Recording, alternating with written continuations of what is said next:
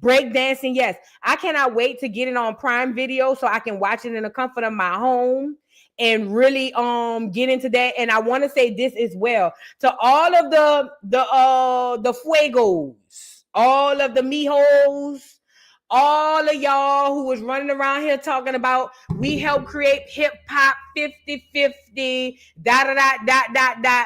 I want to quote an old proverb from one of the elders of the community who came out and said this, and I want to echo his sentiments by saying the South has something to say. The Cardi B's, the Fat Joes, all these people of the world who running around here making it seem like they had any type of imprint, measured anything as it pertains to hip hop, you are sadly mistaken, extremely sadly mistaken. The core comes from the South. The music, all of it comes from the South. A lot of this stuff is birthed out of jazz, which was birthed in New Orleans, blues in the Mississippi Delta. You had nothing to do, like today, you have nothing to do and have had nothing to do with culture of Black America. We have no reason to take, borrow, steal, or even copy anything from any other group of people on the face of the earth because we own the currency. We just don't understand that we own the currency. The currency is we are the creators, okay? All your hip hop, all your other genres of music come from the Black South. The South got something to say. So all the fuegos, the mijos, all of y'all who was running around here acting like y'all had something to do with hip hop, you had nothing to do with hip hop. As a matter of fact, the culture that you know it today is even influenced by us. Let me also add this. The Irish, because the vampire guy was an Irish guy. Let's really be clear. The Irish were poor whites, or they weren't even white. They were poor clears who came in from Ireland. They were treated like crap, just like the Italians. They were treated like crap. It wasn't until they were bought into whiteness. Listen, this is the Asians too. Take white off the table as being a color. Take this away. Take white away from being a color. White is a status. Okay? White is a status. It wasn't until the Irish, the Asian, the Hispanic, and all those folks were able to amass said status that they were even pushed to the South to regulate and to infiltrate and integrate into our masses. The Irish have never liked Black America. As a matter of fact, a lot of those were used on plantations to manage the plantation workers, okay? The Irish, the Italian, none of these folks were your friends. They were actually people who fought for the status of white, got the status, and screwed you over and over again. This is one thing.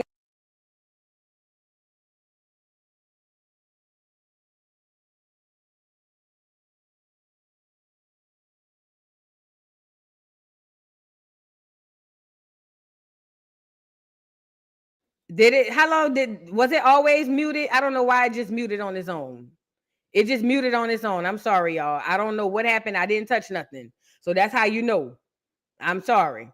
Like I was saying, the white, the Irish, the Asians, all of those people were put in place to keep you down. Once they got their status of white, that's when they were able to put in your community. The Hispanics as well. That shout out to my New York people and my Cali people. The Hispanics as well. Okay. Now, when it come down to the Irish and all these folks in this scene where they had to be invited in, you know, we've been running around here the last few weeks talking about how we're not inviting people to the cookout. We're not inviting people to the cookout. And that's a good thing to say. But still, all over America, we have cosplayers and we have a lot of people inviting people to the cookout that should not be invited. This is what I got from that whole situation as it pertains to them asking to be invited in. You invite your devil into your life. And guess what? Guess what? Guess what? It's going to be foreigners. It's going to be clear people, it's going to be cosplayers, and it's also going to be people who are you and me. Why is this important? When the Irish guy came to the door, he asked to be let in, but wouldn't come in because they wouldn't allow him in. That kept the evil out of the house. When Smoke or Stack, I can't remember which one, said, your kind ain't welcome here, what did he do? He looked at the octoroon, what's her name? The one who was white passing, who was actually white. Let's get into it since we're here. He looked at the one who was white passing and said, well, if I can't get in, how is it that she can get in? And before she could respond, what did Annie say? She's family. Mary, that's her name. She's family. But the way he looked at her was like, nah, that's what you think. She's family. She's not family. She's one of us.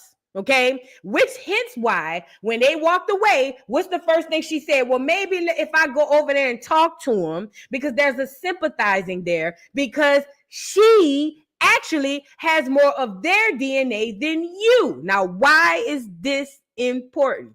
Listen, I need y'all to keep your ears wide open on this part, because we weren't even supposed to be on here talking about this.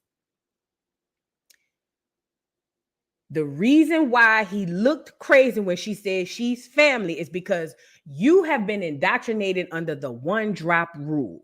I told y'all this too many times, but we got to discuss it. Under the one drop rule, back in the day when they were trying to figure out who's who, figure out who they all want to let over here to run this Americas, they came up with the one drop rule, not to say who was black, to say who wasn't pure white. Okay?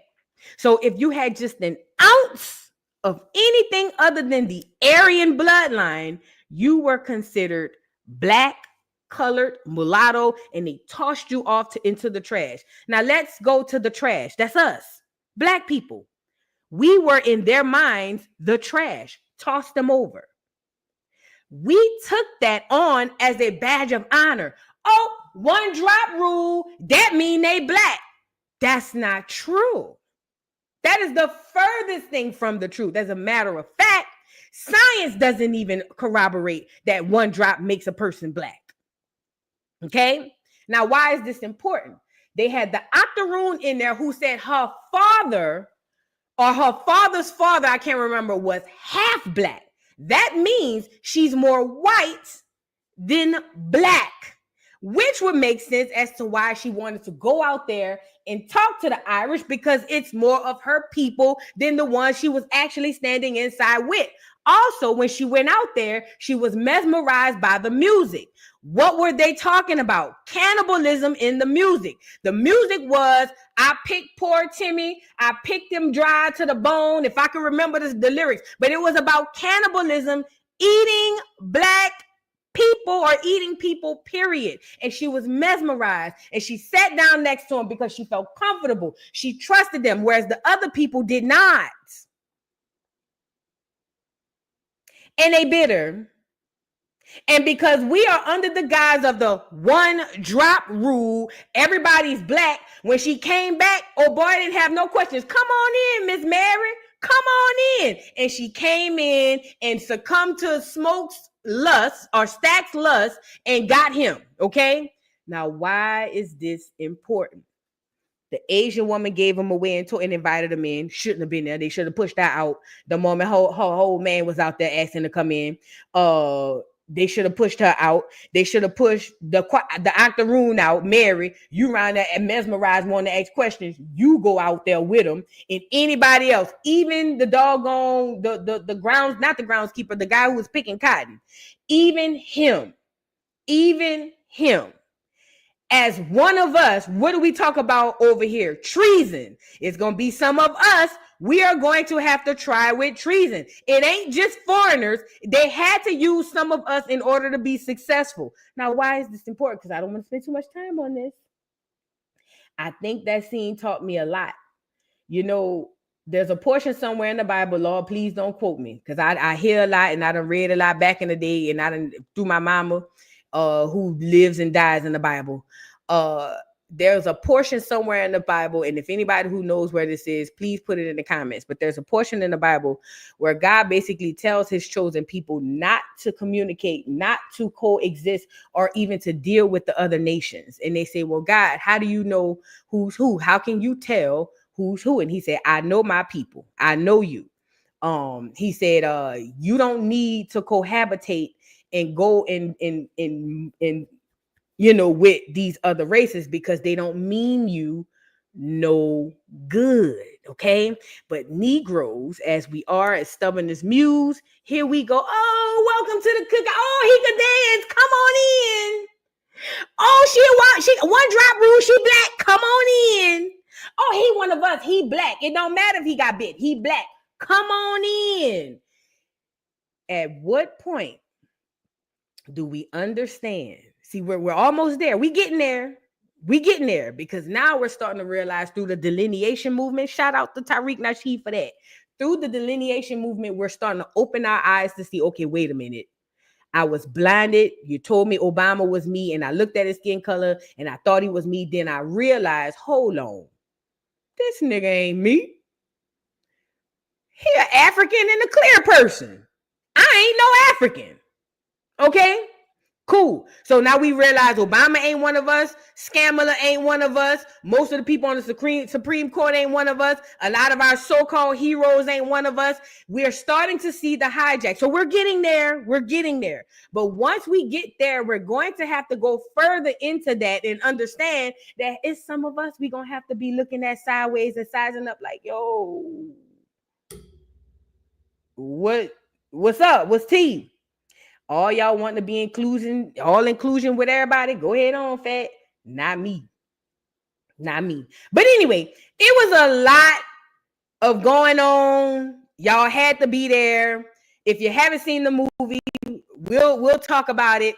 It's a lot of breakdowns from many different spiritual aspects. I love that Annie was into hoodoo, and she was the only one that could see the real truth about who these people are behind their lies and their eyes and all those things. I love that portion of the movie.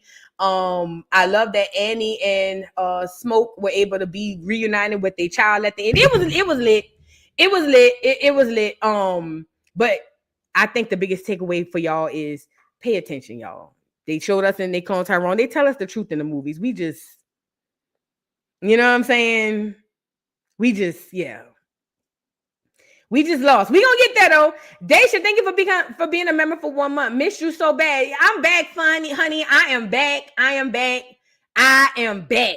Yes, ma'am. Sorry for being gone, y'all. Sorry. Dimple Pop, were you eating now, ladies again? Girl, no, I got on the scale. I ain't eating nothing. Girl, I'm over here drinking my lime water. I ain't eating nothing. Girl, I'm about to eat water in ice. Bree, thank you for being a member for 12 months. OMG, a whole year out here. Acorn stand up. Miss you, Voodoo. Oh, yeah, a whole year. Congratulations, Bree. Thank you. And we got another month. Mean Beans. Thank you for being a member for 12 months. Yes, an entire year. I've been enjoying your content, learning from your Rumble gang chats, and appreciate how you use your platform to make us better. Thank you so much. Thank y'all so much for being a member, y'all. This is dope, especially ones coming up on your annual membership. Thank you so much. I appreciate each and everybody in the chat. I really do. Hey, Jeremiah Boo. Amen. Halle Berry. Hallelujah. Yes, honey. How you doing, Boo? I hope everything is well. Char J, thank you for the super chat. Family has land in the Delta, the real Choctaw. Oh, let me add this too.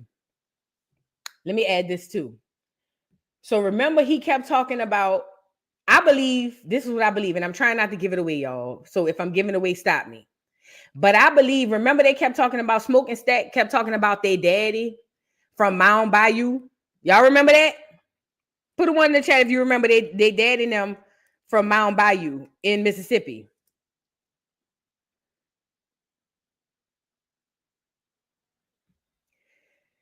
Y'all don't let that go over your head. Mound Bayou is a historic area in Mississippi who is known for its black residents, aka black freedmen, aka black, hold on, let me share my screen, aka black Indians. It is one of the core areas, Mississippian culture, one of the core areas and one of the core places where Black people hail, okay? Let's really be clear about it. Mound Bayou history, less than a square mile in total area. The city of Mound Bayou, Mississippi, even now stands for release, freedom, and promised land for the descendants of formerly enslaved people. Founded in 1887, Mound Bayou's population is 98% African American, one of the largest of any communities in the United States, according to 2010 U.S. Census. From its beginning, hold on, I want to share this about y'all because Mound Bayou is very, very, very important. What did I do? Let me go back. Mound Bayou is very, very, very, very, very important. From its beginnings, it's a lonely swamp. That small town in Mississippi Delta grew into a bustling community of Black-owned businesses, successful farms by 1900. With some decline in the 1920s and 30s, Mound Bayous continued to draw Black businesses and large hospitals up until the civil rights movement in the 1960s. Pause. Did not tell y'all Mike was one of the main reasons why we lost economic freedom? Put a 1 in the chat. I need y'all to talk to me today. I didn't even come on here for this, but I need y'all to talk to me today. I told y'all that it wasn't until Mike, the SCLC, SNCC, and all these government operations came along that we lost economic freedom. I told you. I know what I said. I was there when I said it. Look at what this says. From its beginning, in a lonely swamp, this small town in the Mississippi Delta grew into a bustling community of Black-owned businesses and successful farms by 1900. With some decline in the 1920s and 30s, Mound Bayou continued to draw Black businesses and a large hospital up until when, ladies and gentlemen, boys and girls? The civil rights movement of the 1960s. I told y'all this Friday when we was on the live. What y'all gonna have to understand is the people that they give y'all to martyr and to say y'all is y'all freedom. Those were the people who screwed you. Now again, this is not to go 100% balls deep on Mike, even though he was an agent. I told y'all, even when what's his name, the one who got his ass whooped all the time. He became a senator or something who passed here recently. Look, short, big head boy. Even he said, his parents said, don't go over there messing with them. We're going to lose our land. And what did he say? It don't matter. I still wants to go down there in John Lewis. That's his name, little big head bastard. John Lewis. Even his parents told him, don't go around there messing with them folks. We're going to lose our land. And you know what John Lewis said? I don't care. It's for the cause. This is why they got children to do their dirty work. But listen, it was doing well up until the 1960s. Don't let this great migration story fool you into it's so great that it was. No. They were ran off by KKK. A lot of their businesses and a lot of stuff was burned down. And even still, we still remain to sustain up until Mike got us over here holding hands, hollering, we shall overcome. That's why the parents and the older folks back in them days didn't want nothing to do with this desegregation movement. That was something they pushed on the kids. And most of the kids who participated in it didn't even live the experience. Most of them came from New York and all of that. Let's talk about it. They didn't want the grassroots people to help.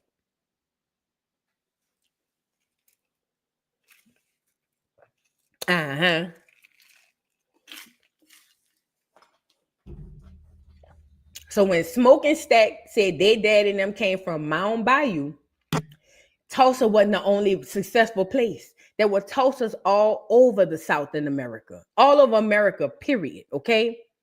So they come from money. They wasn't no broke ass niggas. Remind you, Smoke and Stack went up to New York, Chicago, and was working for Al Capone. He had done, I don't want to get a story away. But they came back to what, boys and girls? Money and land. They were able to buy the juke joint and create what it was. But listen, maturing is realizing, I know this is going to be hard for some people in the bike, and I got to move on. But maturing is realizing that the civil rights movement was the worst thing that ever happened to Black America. And it's the gift that keeps on giving. Because not only was it the worst thing that ever happened to Black America economically, We are still paying the price in 2025. DEI in all of these places, listen, they benefit everybody except me and you. Everybody except me and you. It is the gift that keeps on giving. They've taken over our Freedmen Bank and gave that to the foreigners. They've given all of our provisions, everything that our ancestors fought for. And bless their hearts, they didn't know. Everything that our ancestors fought for, they have literally taken and used it against us. Now, people will say, oh, but Black Americans are doing well. Yes, individually, but systemically and economically, we're screwed. As you can see, in this last paragraph, it said we had our own hospital. You didn't have to worry about going to the hospital and having mortality rates during maternity mortality rates. You didn't have to go to the hospital and worry about if they were going to stick you with something that you didn't need and make you sicker, because we took care of our own. This is prior to the 1960s civil rights movement. When I tell y'all we owned banks, when I tell y'all we owned grocery stores, when I tell y'all we owned hospitals, when I tell y'all we owned everything that we outsourced in 2025, don't believe me, do the research. Do the research. Don't believe what I'm saying. Do the research. Okay? But yeah, so Smoking Stack Daddy came from Mound Bayou, and I wanted to show y'all that we need to do an educational Friday on Mound Bayou. We might do that this Friday. We might do an educational Friday on Mound Bayou this weekend. I already had it written down, but we're going to get into it. But shout out to the movie, though. It was a great movie. If you haven't already, please go check it out. And please remember, ladies and gentlemen, boys and girls, if it looks too good to be true, it probably is. If they telling you that this is going to be the best thing since sliced bread, think the opposite, please.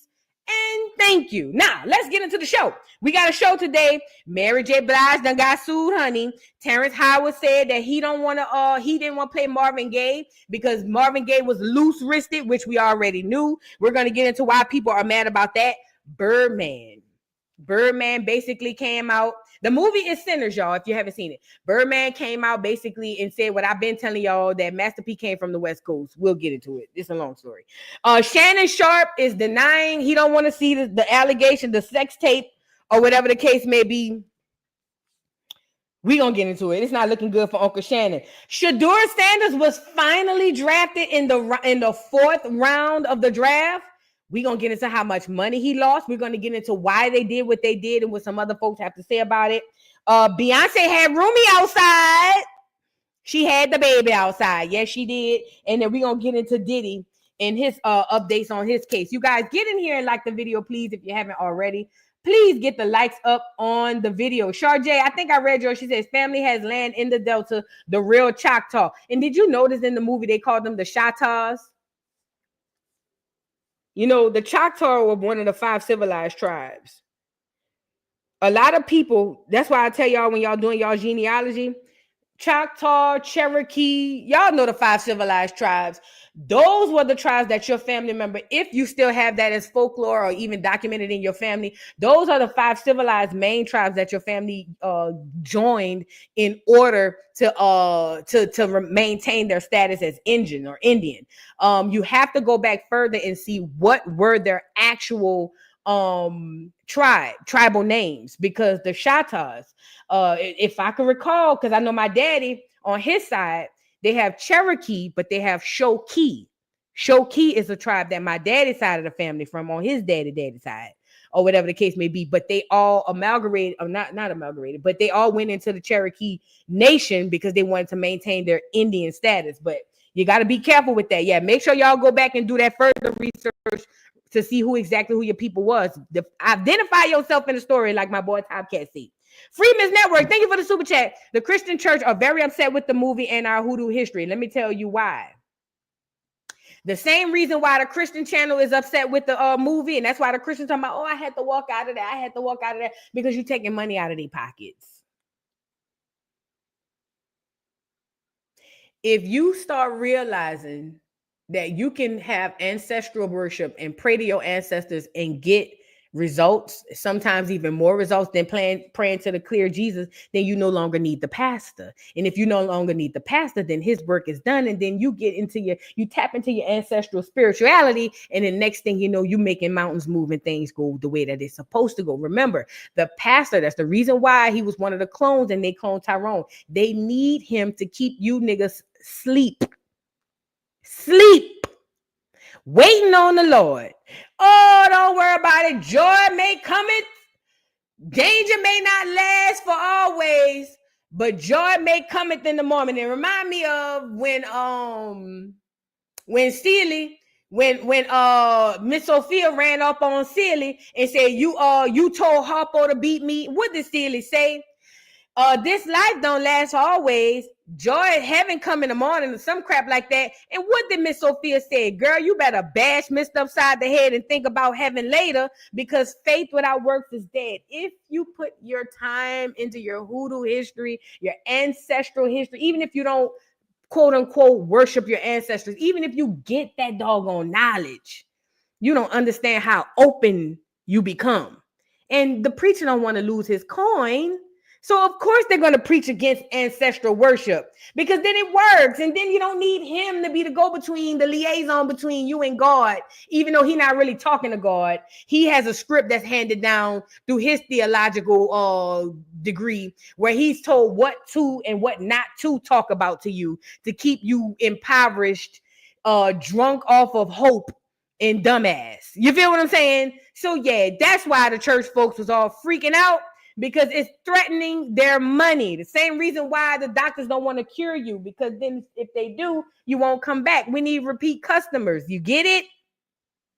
But yeah, we need to get back into our ancestral work, because Annie was the only one who understood what was going on. Sade, thank you for the super chat. Says happy 32nd birthday to me yesterday and anybody else in the chat. It's a mother effing Taurus season. Off topic, the Pope been died.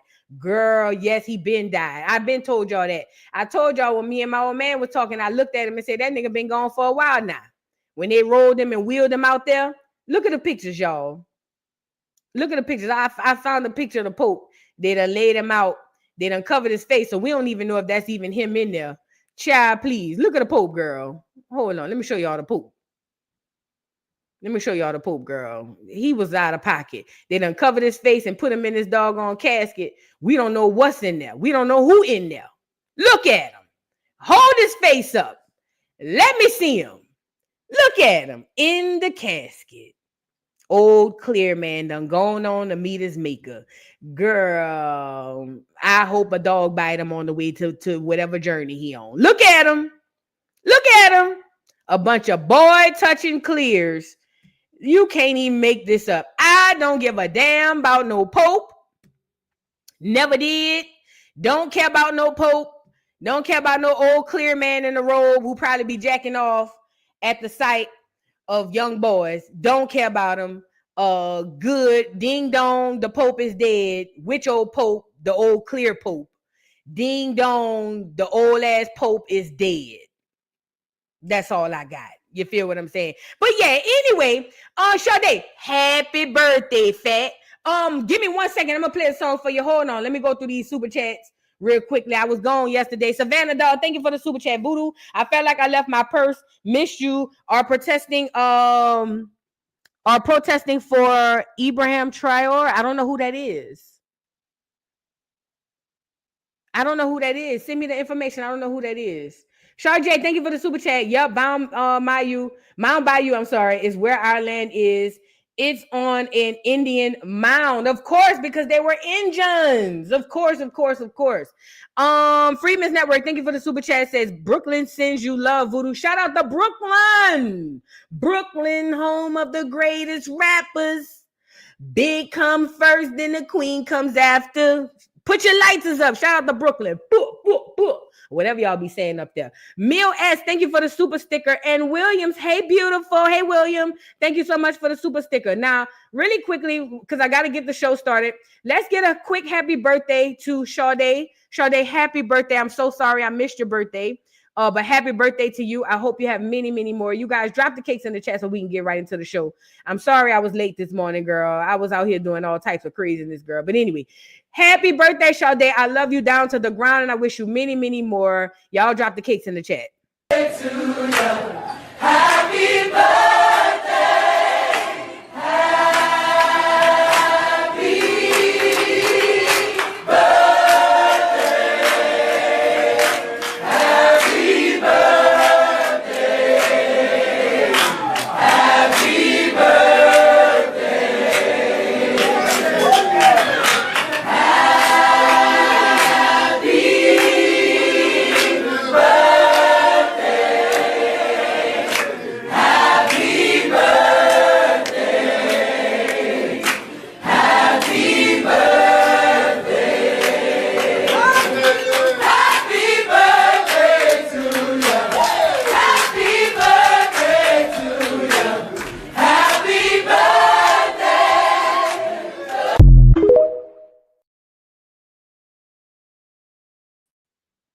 Happy birthday, love. You guys, let's get into the show. Happy birthday, Sade. I hope you have many, many, many, many more. We got to get into the show, y'all. Sorry about the delay. Let's get into it. Where do we start? Let's start. Oh, before we move on to the show, I do have an honorable mention that I want to talk about, even though the honorable mention kind of was the whole Sinners movie. But I don't want to give it away, so y'all make sure y'all go pull up and watch the movie. But remember, I told you guys, I said, hey, there's a lot going on in the South with Black farmland owners. Remember? I said there are a lot of Black people who own land, who own farm, and they have been screwed over in the process of what they fought for as far as land. Now, the clear people, they got a lot of our farm through our land through eminent domain.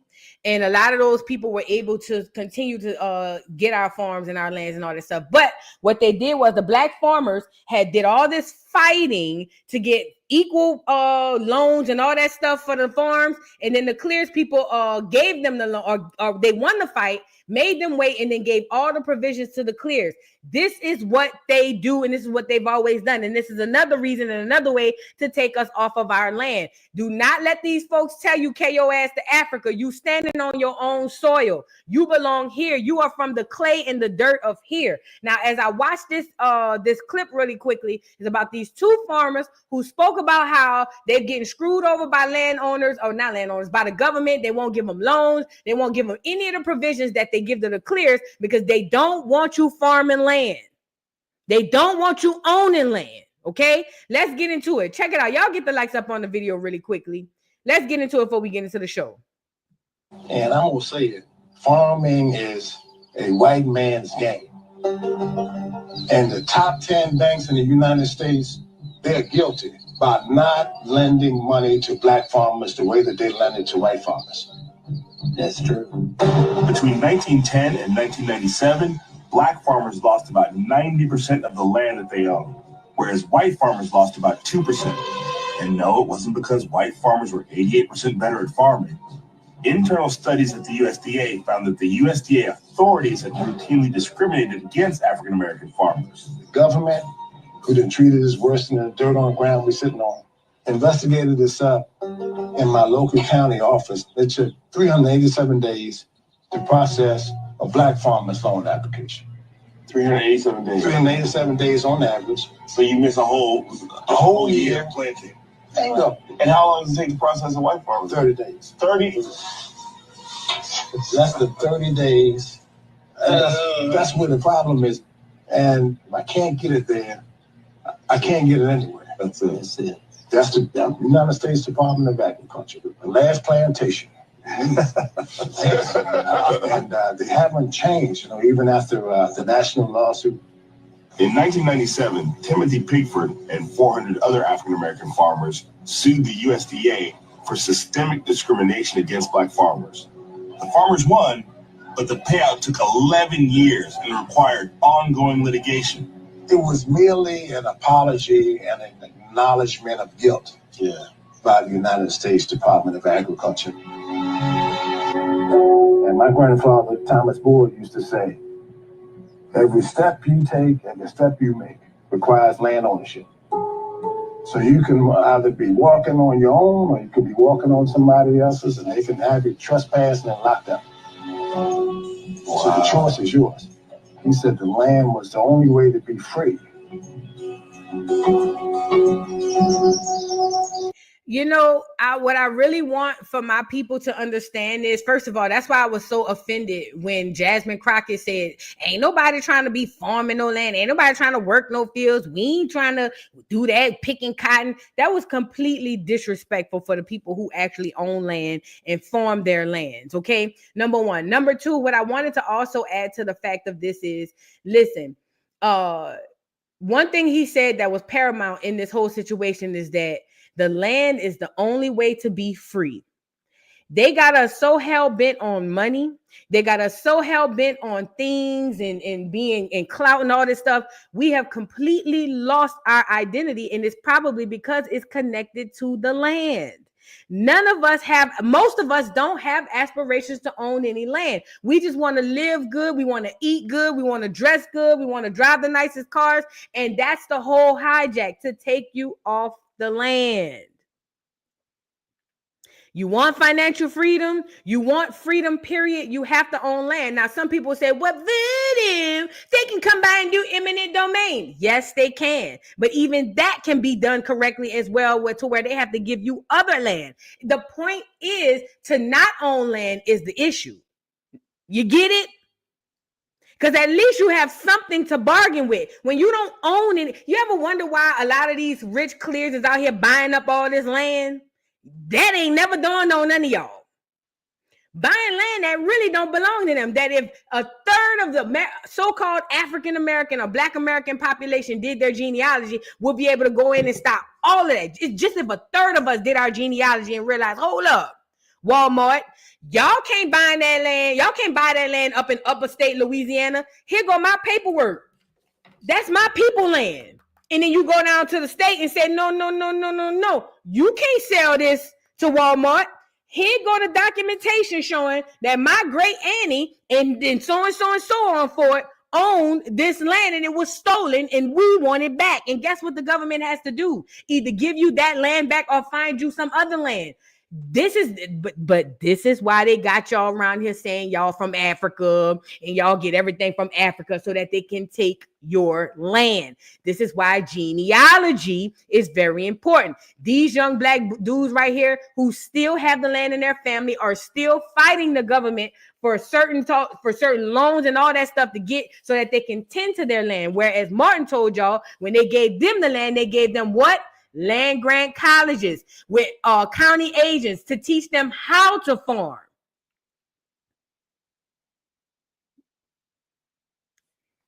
I get it. We want our reparations. And some of us are owed reparations through so-called quote unquote slavery. But we got reparations coming from all over the place. And land is the biggest part of that reparations. I don't care. I get it. I don't want to live in the country. But I don't want to live in the country. I don't want to be tenant to no land. I got to work all these land. And You ain't got no kids? Girl, y'all crazy. Matter of fact, give me your land. How about that? You don't want your land? Give it to me. But anyway, I thought that this was interesting to show how these Black farmers are still fighting for their rights and how they're giving all the provisions to the clears as they always have. And the clears don't own the land either. They're taking their land from them as well. Don't ever get that twisted, okay? Don't ever get that twisted. But ultimately, it's a way to keep you out of that generational wealth, which is through what, ladies and gentlemen, boys and girls? The land, okay? The land. Danielle, thank you for the super chat. Hey, fam, did you hear about the twins who drowned in Mississippi on a Choctaw reservation? No. Send that to me, Danielle. I haven't heard about that. Bronze Beauty, thank you for the super chat. Missed your voice, Dr. Vu. Hope you had fun. I did, girl. I did. I had too much fun. Let's move on. All right, now, y'all go get your land, bro. Y'all all of us are old land. Each and every one of us. Where that pin at? Oh crap! I knew I was about to drop that. I'll get it later. Let me see. Yeah, ain't none of them fall out. All right, so now let's move on. Sorry, y'all, I had to get my pen. All right, let's get into the show. So now I want to start with, let's get Beyonce and Rumi out the way. The email address is voodoodollpodcast@gmail.com. voodoodollpodcast@gmail.com. So let's get Beyonce on here. Beyonce had Rumi out here. Let's get her on here. Hold on. Shout out to Rumi. She had Yellow out here. Did I have her? Yeah, I got her somewhere. Hold on. Beyonce had Rumi out here, and I thought that it was so dope. I thought that it was so sweet to have her. She seemed so excited to be there. Let's get Rumi out here, y'all. 1 second. And the girls were gagging because, you know, in today's society, people not only worship celebrities, they worship their children as well. Don't let that go over your head. I know it's going to go over a lot of y'all head, but hopefully for the ones who catch it. Hold on. Hopefully for the ones who catch it, they can get it. Let me turn this down. Y'all know I be multitasking. I say multi-talented. Y'all know I be multitasking. But anyway, yay. So let's get into Rumi dancing with her mama and them. First of all, look at Blue.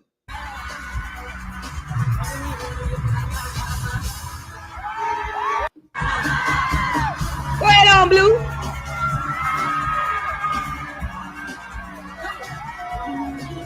Baby, Blue said stiff wear. Blue said play with your mom. Don't play with me. Blue been practicing. As she should. Shout out to Blue. As you should, Blue. Yeah, girl, go ahead on. I see it. I want it. Go ahead on, Blue. Looking like her mammy. Go ahead on, Blue. I love that for Blue. Blue said y'all dragged her down to the ground. When she first came out and she was hitting the robot. She said, but gone are the days. She said, you have to better count your days because she is not about to let y'all play with her like that. My girl Blue been dancing as she should. As she should. As she should. And then let's get Rumi on here. Look at Rumi. I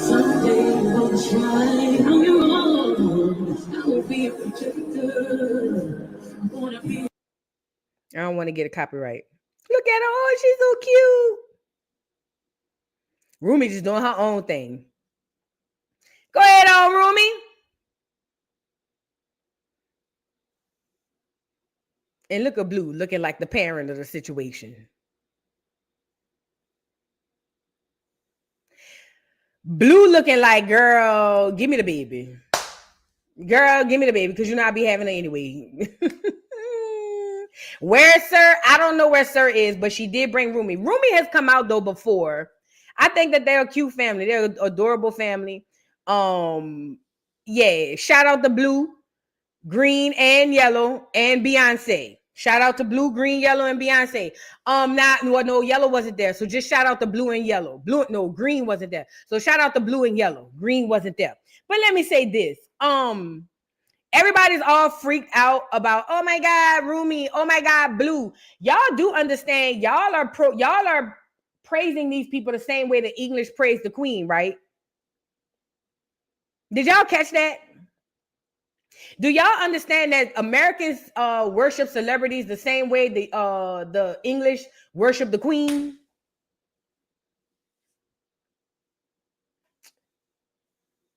So y'all love Blue and Yellow and Green because they mom is Beyonce.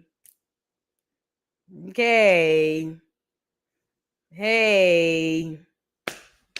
Shout out to the crayon case, I guess. I don't know. But yeah, shout out to Beyonce, Jay-Z, and the crayon case. Let's move on. We don't need to spend too much time on it. Let's move on. And I said what I said. Now y'all can get on here and feel some type of way. I said what I said. Okay. Now that ain't why Birchwood said because they churn. No, it ain't got nothing to do with them being churned. It's who they mamas is and who they daddy is. I ain't reaching. Y'all know I ain't lying. Y'all love Blue, Yellow, and Green down to the ground because of who their mammy is. That's all. Y'all don't give a damn about them churn. Y'all don't give a damn about the average child. Y'all only care because it's the child attached to your fave. Let's talk about it. Let's move on. Now I want to move into let's get Birdman up here because I want to discuss this. So Birdman did an interview and he talked about Master P. Now I want to discuss this because when I be saying it, people were saying I was hating, but I'm telling you the guy's honest truth. As a person who grew up in New Orleans, born in 83, grew up in the early 90s or in the 90s period, I'm gonna tell you the guy's honest truth. When it came to let me see, do I have it? I know I have it. I know I shared it. Yeah, when it came to Master P and the No Limit Soldiers, I thought I told you. When it came to Master P and the No Limit Soldiers, I'm gonna be honest, I was there. We didn't know much about No Limit until No Limit. Listen, we didn't know much about No Limit. We heard about I'm body, you body. But we didn't know much about No Limit until they got Mia X, Master P. I mean, not Master P, Mia X, Mystical, KLC, C Murder, Mercedes. When they got the New Orleans artists, that's when New Orleans found out about Master P and I'm body people, okay? Master P, in my opinion, does not represent New Orleans, even though I believe, this is just what I believe, Soulja Slim was toward the end. By the time Soulja Slim signed, he was damn near on the way out the door. Okay, yeah, Mr. Servon and all. This is my theory. My theory is Master P had done left New Orleans way when he was young and went off to Cali. I remember when he first came back to New Orleans, the nigga had on high socks. And I remember looking at him like, what the hell does he have on? That nigga had on jean shorts and high socks. And I remember in New Orleans, because in New Orleans, we didn't dress like that. We didn't wear tube socks. Okay? I'm going to be honest. And I remember when that nigga came back in them high socks and that Kango flipped to the side, we was looking like, who is this nigga? Now, I have family and friends who have touched and can touch Cash Money millionaires, Birdman, Gangster, all them. I can touch them folks, okay?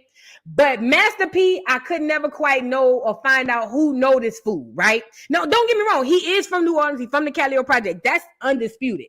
However, he wasn't New Orleans the way y'all thought he was New Orleans. He was just the first mainstream in hip hop to come from New Orleans. But when you come talk to a person from New Orleans, they'll tell you Cash Money are the ones who got it out the mud. We rubbed shoulder with these niggas. We was at the video shoots when these niggas was shooting the videos. I remember Get Your Roll On was shot in the Plaza parking lot, okay? Why is this important? Birdman did an interview with Nick Cannon, and he's talking about Master P's contribution to the city and how he was this, that, and the third. And what Birdman is going to say is very important. What Birdman says was, well, I ain't going to lie. Nigga ain't really know him like that. For real. Like, we knew who he was, but Percy wasn't part of the city like that, okay? He just wasn't. And that's why he ain't still to this day. I get it. He go on his Instagram and he come back talking about giving out book sacks and all of that ugly ass. Girl, Percy was never really part of the city like that. Period, perm blank. Let's get into what Birdman had to say because he corroborated what I've been trying to tell y'all, but y'all be saying I'm hating. Check it out. Because he played basketball. Right. And that's AAU because sometimes our project was Shakespeare. There was Rosenwald. So sometimes that shit play together. Right. And a nigga really could ball. Yeah. Play. Yeah. I never knew him of no street. Like not in the streets. Nah. So, we heard of it, but we was all young. But then they left and came back. I ain't understand the shit. Like, cause I've been out here all this time doing this. I ain't never heard of this shit. But his wave came from the West Coast. Yeah, because they was getting it popping like in Richmond and all, It came from that way. Yeah. And that's a fact. Master P's wave, shout out to the West Coast. Master P's wave came from the West Coast. His swagger, the way he dressed. Listen, this is real talk. I was there. Okay? I was there. Master P, his whole entire wave came from California. Shout out to California. Okay? But that's where it came from. I'm going to be honest. Now, don't get me wrong. Anybody who's from Cali know that we have a lot of people in California who got family in New Orleans and or Louisiana. A lot of people in California got family in or around New Orleans or Louisiana. And let me tell you why. A lot of us from the South back then, I ain't gonna lie. Whenever they got in trouble, not just in Louisiana, but period. Whenever they got in trouble, a lot of times niggas ran to California to escape. You know, you might have popped a nigga, go run to California. You feel what I'm saying? You got an auntie up there, or something like that. You know what I'm saying? But neither here nor there. And it wasn't just Louisiana, Georgia, Texas, Louisiana, Alabama, Mississippi. A lot of us go back and forth. You know what I'm saying? Up there. So we got family up there. So when Master P went off to Cali, honestly, we didn't know he was gone till he came back. So Master P say he from out the Calio. I'm not from the Calio project. I got family from out the Calio, but I got other family from out the Magnolia. And like I say, I can touch these people due to my family. However, I didn't have much information on the Master P era until he came back and got people from New Orleans. But his era does come and his wave does come, shout out to Cali, from Richmond, California. And I think, that was smart just based off of he had the South feel, he had the West Coast, and it was something new and something different. And that what was Cash Money doing when P and No Limit was popping off? Honestly, I never heard of that dude. Really? Never. I knew him. I kind of knew him because he played basketball. Let me tell you what Cash Money was doing because I was there.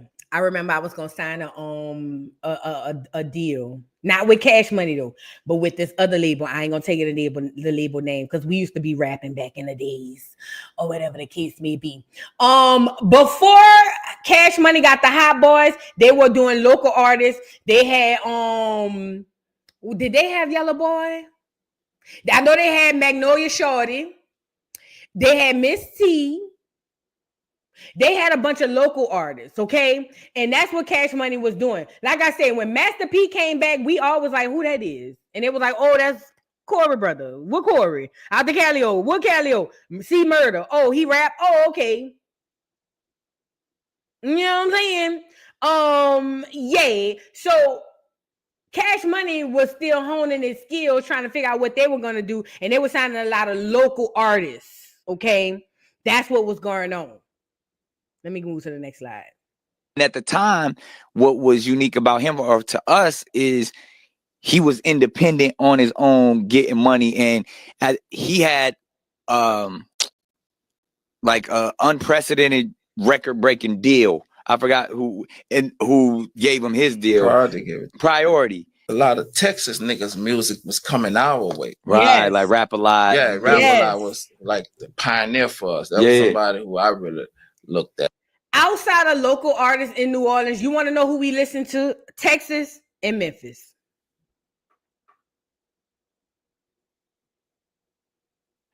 Texas and Memphis. If you look at Cash Money, whenever they started expanding, who did they go collab with? Artists from where, boys and girls? Texas and Memphis. Okay? We were huge on Texas and Memphis. I don't know how, but it was a direct connect from their music to us. I knew the Ghetto Boys. I knew more of their stuff as far as outside of local rap, because we had our own music. I'm gonna be honest, we didn't listen to New York music, we didn't listen to Cali music, we had our own music. But whenever we strayed away from that, it was the Houston boys and it was the doggone Memphis boys. I'm just telling you the guys on the truth. That's who we had the direct line to. Them niggas. Hold on.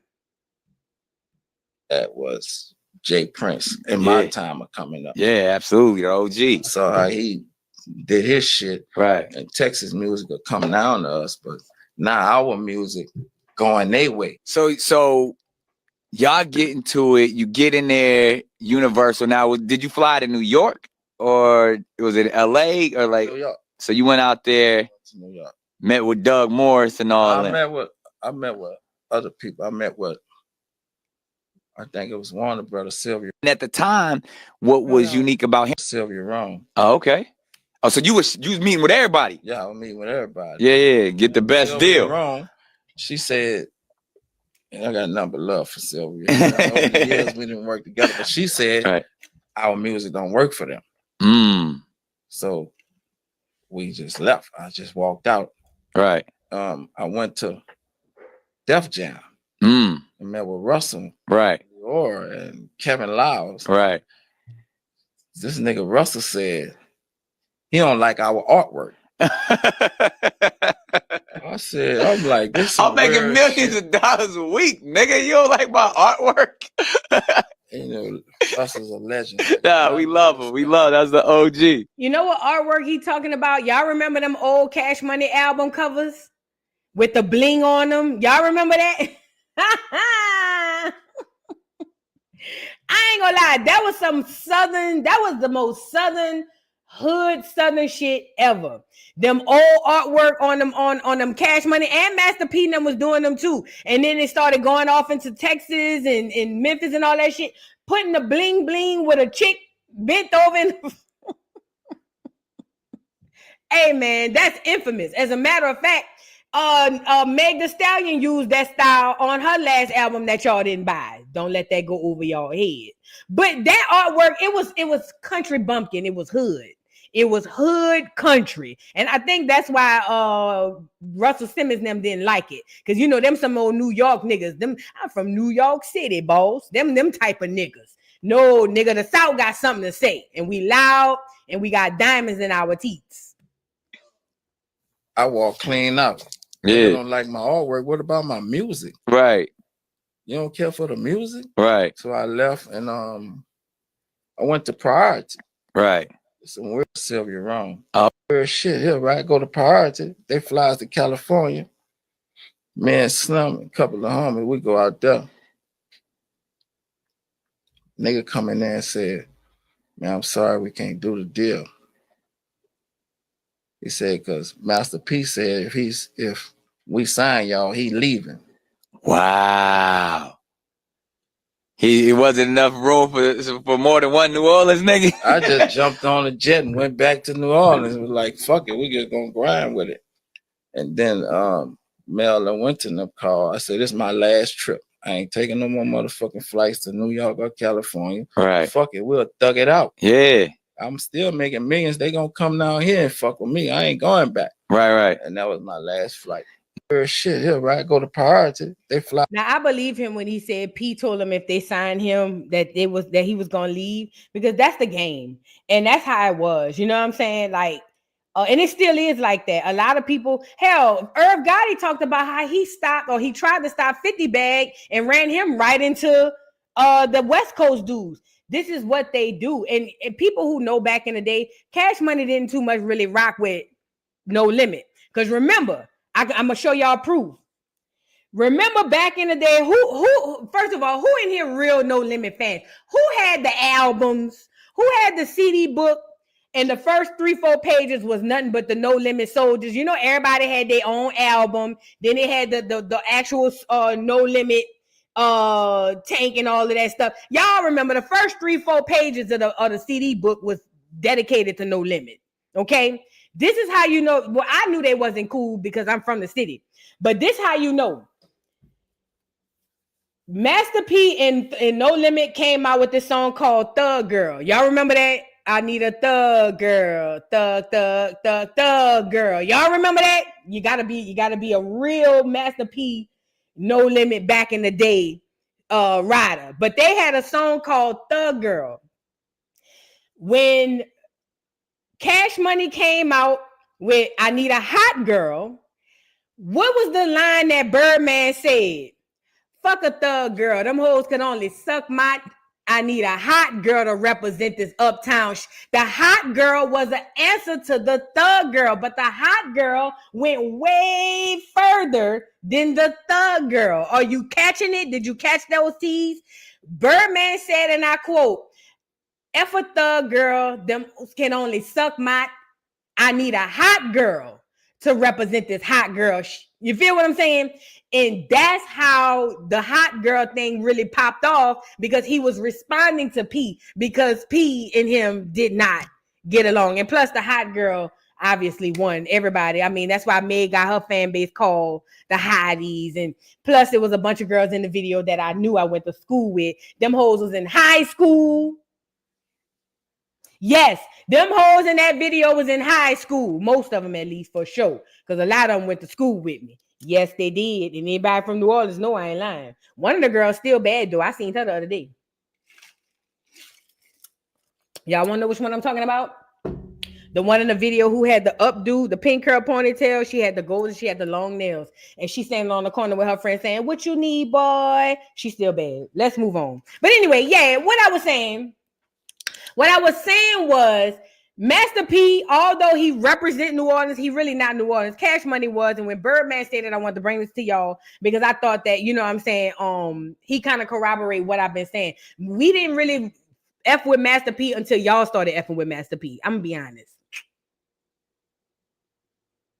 Whereas with Cash Money, we was rocking with them before y'all knew about them. Don't get me wrong, Texas knew about them. Georgia might have knew about them. Memphis knew about them because they were already collabing. You feel what I'm saying? But for the most part, we didn't start rocking with Master P till y'all did. You know what I'm saying? Yeah. Let's move on. Y'all get the likes up on the video, please, and thank you. Y'all, please get the likes up. I missed the live yesterday, but I'm here. I'm here. Y'all, I made sure I'm back. Candy Cane, thank you for the super chat. Hey, boo, I saw Sinners this weekend. It was an excellent film. Can you do a separate breakdown video? I can't wait to hear your thoughts about it. Yes, we talked about it at the top of the live, and I will be doing a breakdown of it on another live. I don't know if I'll do a video or a live. I might do a video because I think videos are more informative, and I can like situate my thoughts. I think I'll do a video. Unfairly Jamaican, thank you for the super chat. Good morning, Auntie Vu. Miss you. Your review of Baddies last night had me dying when you said Jayla. What is it? The braids, man. I'm still dying. Yeah, Jayla, bald head Jayla. I don't know who glued them braids on her head, but whoever did that, they need to count their days. They wrong for that. Y'all get the likes up on the video. Where we at on likes? Hold on. Girl, we only got half the people liking the video. Oh no, let me get y'all a commercial break so y'all can like the video. Y'all get the likes up on the video, please, and thank you. Y'all, I'm gonna give y'all the opportunity to like the video. Y'all need a blessing. I'm about to deport y'all ass. Like the video. Will somebody please deport me? Yeah, I need deported. Please deport me back home to my Father who art in heaven. Yeah, I want to be deported. Handcuff me and send me away to the Father. Cause there's so much going on this earth. It gets to me sometimes, yeah. And in these times, I gotta remind myself of my beautiful qualities to help me keep on pressing, such as I am beautiful on the inside and out. I am unique. I am real and authentic. Yeah. I'm not like everybody else, cause I'm me, and that's alright. I am lovable, I am loving, and I am loved. Yeah, I am healthy, and I am wealthy. So until my Father called me home, I guess I can't be deported, but I'm gonna be imported right here, right now, and enjoy my day, and I hope you do too. Peace.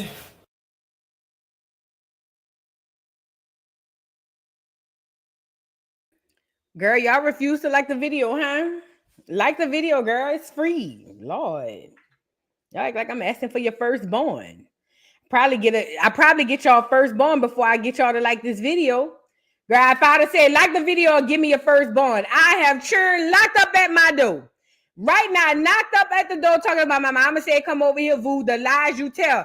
All I asked your mama to do was hit the like button, or your daddy to do to hit the like button, and he didn't do it. This was your daddy. Yeah. Hey, you get your fucking hands off me.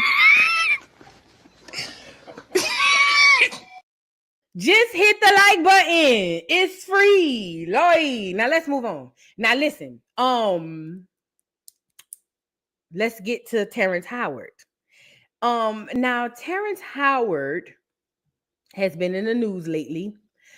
First of all, can I give reverence to the fact that Terrence Howard is one of our most intelligent Black American men that walk the earth today. He just is. He has an intelligence far beyond most of my and your comprehension. Don't get on here acting like you smart and smarter than him. Some of you may be, but for the most part, most of us is not. Let's just really be honest. Most of us niggas forgot how to write in cursive. Let's be completely honest. Oh, and by the way, teach your children how to write in cursive and learn and read in cursive, because that's a whole other agenda. But most of you niggas forgot how to write in cursive. Let's really be completely honest about the situation, okay? So we're going to give reverence where it's due. Terrence Howard is one of our very intellectual beings that walk and roam the earth 2025. Now, his light-skinnedness sometimes may get a hold of him, but we got to charge it to the game. You feel what I'm saying? Now let's get into it. Terrence Howard talks about how he was going up for the role of Marvin Gaye, and he refused the role because he said the role had Marvin Gaye being loose-wristed. Now, let's really be clear about this. First and foremost, y'all, they had people in the comments. Well, he said he wasn't going to do the role because of that. People in the comments, oh, I didn't see you playing Marvin Gaye anyway. It didn't make sense. Do y'all understand the amount of people going up for these roles before they decide on who's going to be in the role?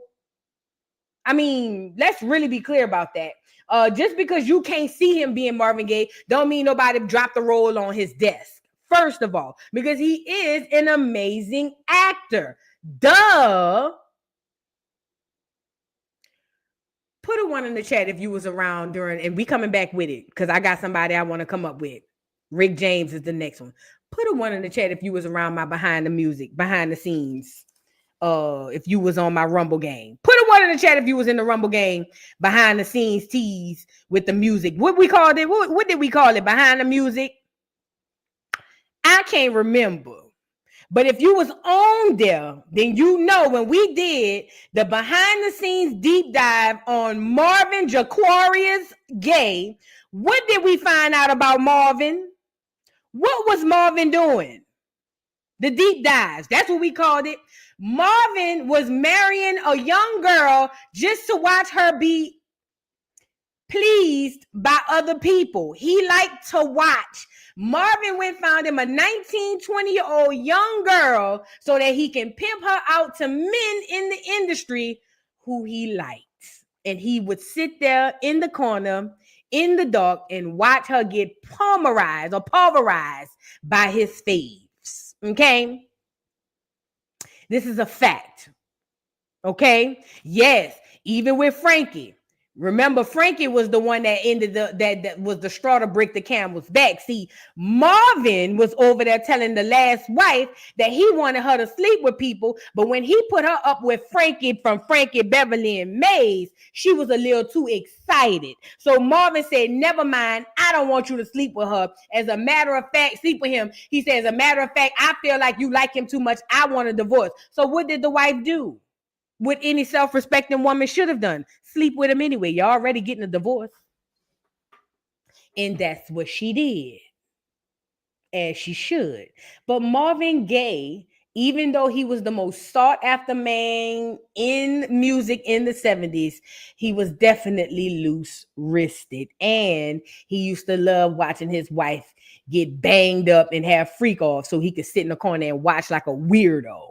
Let's really be clear about it. So we're not going to act like Marvin Gaye. And listen, most of your faves have issues. Let's let that be clear. A lot of very gifted people, they lack something other that's big. So like your most intelligent person might be a weirdo. He might be weird looking. You know what I'm saying? Or he might not be good on humor, but the nigga could read and recite the Bible word for word. You feel what I'm saying? So what I don't want y'all to do is get on here and act like when he said he read the script and they talked about Marvin being loose-wristed and he didn't want to take the role. I understand, because guess what? In 2025, there are still some black men who aren't loose-wristed. You don't say. And it's so much so now when a man says that he didn't want nothing to do with it, you got people out here shaming him, calling him homophobic. He ain't homophobic. He just don't want to be gay. Some people don't want to be gay for pay. And that's okay. But for people to get on here and be like, oh, I'm glad you didn't play him. We couldn't see you playing him anyway. Oh, you homophobic. No, he just not gay. How about that? Is that a thing? Do y'all think every man has to accept? Let's get into what he said. Let's get into it. I didn't. Lee Daniels never did Marvin Gaye. That's a shame because that is a much more Smokey would interesting have been stuff. perfect. Red flag. Lee Daniels doing the movie. You know it was gonna be some gay activities going on in there. You know it was the wrist was gonna be so loose in that movie, girl. Hands would have been falling off their sockets. Do you hear me? Lee Daniels. Oh, girl. You know this was about to be extra gay. Lee Daniels. This movie was about to focus more on Marvin being gay than singing a song. It wouldn't surprise me if they named the movie Gay, but dropped the E.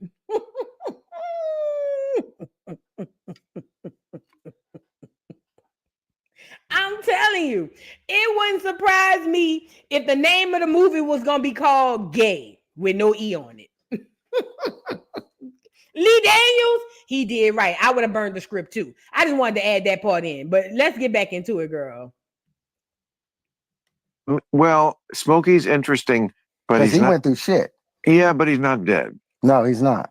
And Marvin Gaye is. And I'm sorry, but drama's drama. And there's a lot more drama in getting killed by your dad. Yeah, but the problem with that's a story. I'm sorry to be the studio head who says that, but no, that's much more interesting. And Marvin Gaye was like, you would have been perfect as Marvin Gaye, and that is a story that needs to be told. Let you know what happened with that. I was over at Quincy Jones' house. Red flag number 2. Pac told y'all Quincy Jones was trying to hunch on him. Quincy Jones, we've already done a deep dive on him over there as well. Quincy Jones was very much loose-wristed. Everybody knew that. Everybody knew that. Red flag number 2. Wasn't he was the one of the major ones behind Will Smith over with the Fresh Prince? Girl. I'm not dropping names. I'm just giving credibility to what I'm about. What I'm never saying. drop names. De Niro told me that. Yeah. So, but I'm asking Quincy. I'm hearing rumors that Marvin was gay. And I'm like, was he gay? And Quincy's like, yes.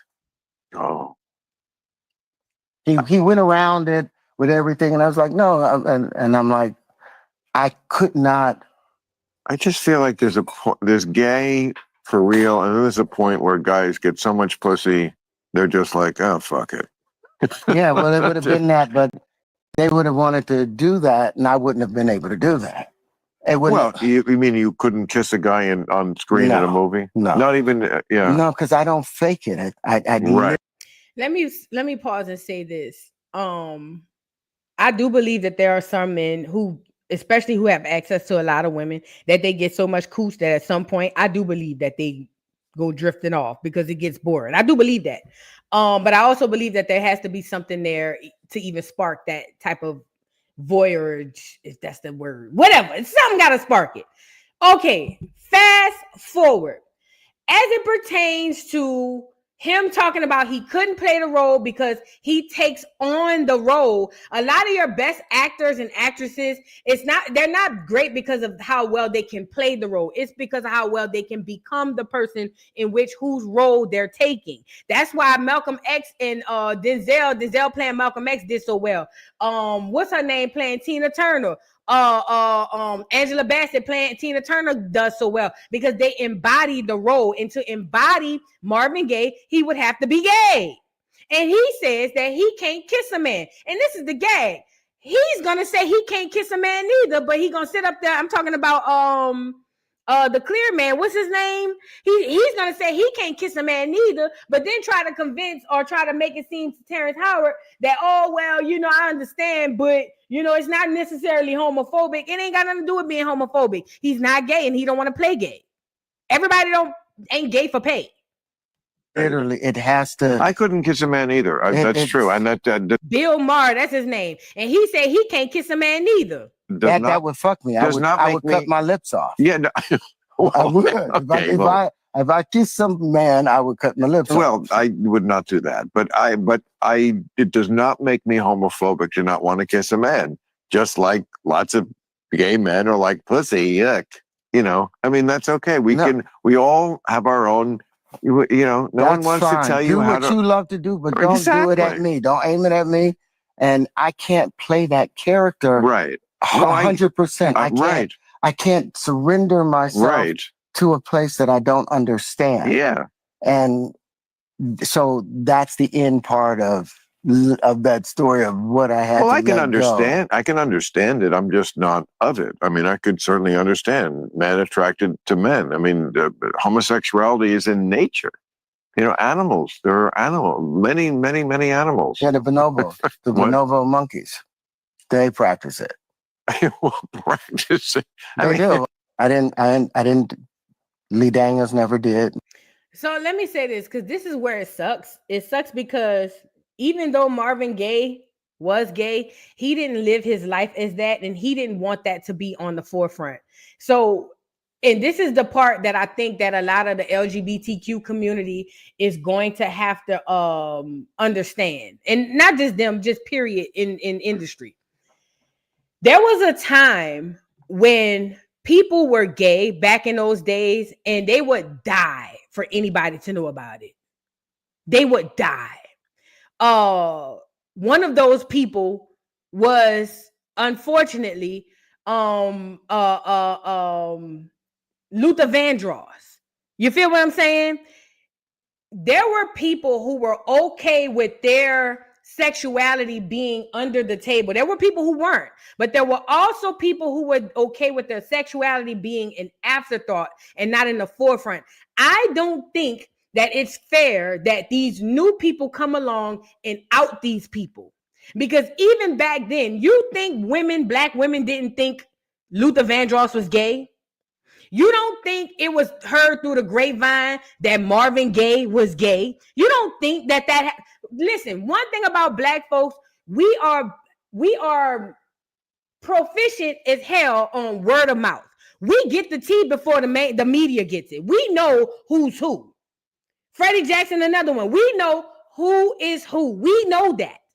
And a lot of times, just like in our families, we have these unwritten rules to where I know my son gay. You might know he gay too. My mama might know. My daddy might know. My cousins, everybody might know, but you are not going to bring that up and make my son feel uncomfortable. That's what the lifestyle was to a lot of those people. Now, some people probably would have loved to live out loud and out proud. And those people, I think those are special circumstances. But at the end of the day, a lot of these people live their lives in those closets. And I doubt that they want those closets opened as they go along. But it sucks for the LGBTQ community because I think it feels to them like their stories aren't told. And I get that. You know what I'm saying? The stories weren't told correctly because they weren't able to be whom in which they want to be. I do also think that the LGBT community, especially now we're talking about black, because we're talking about somebody black for a biopic. I don't think that we should take that as a person declining the role because they refuse to do something that they're not comfortable with, as them not being a better match for the film or them being homophobic. It's just that some people, there are things that some people just won't do. And that's okay. That's perfectly fine. But I don't want, like, because I saw Funky, his comment was like, oh, good, somebody was better suited for the role anyway. It's okay. He don't want to kiss a man and he didn't kiss a man. It's fine. It's fine. But I think that him saying, oh, I would have cut my lips off, that was a bigger whole trigger in the audience. Oh, what do you mean he gonna cut his lips off? He must be gay. He must be gay. Let me say this. I'm from the South. They have some men who are overly homophobic, and it's because they are gay. They are. They really are. I'm from the South. But they actually have men who just not gay.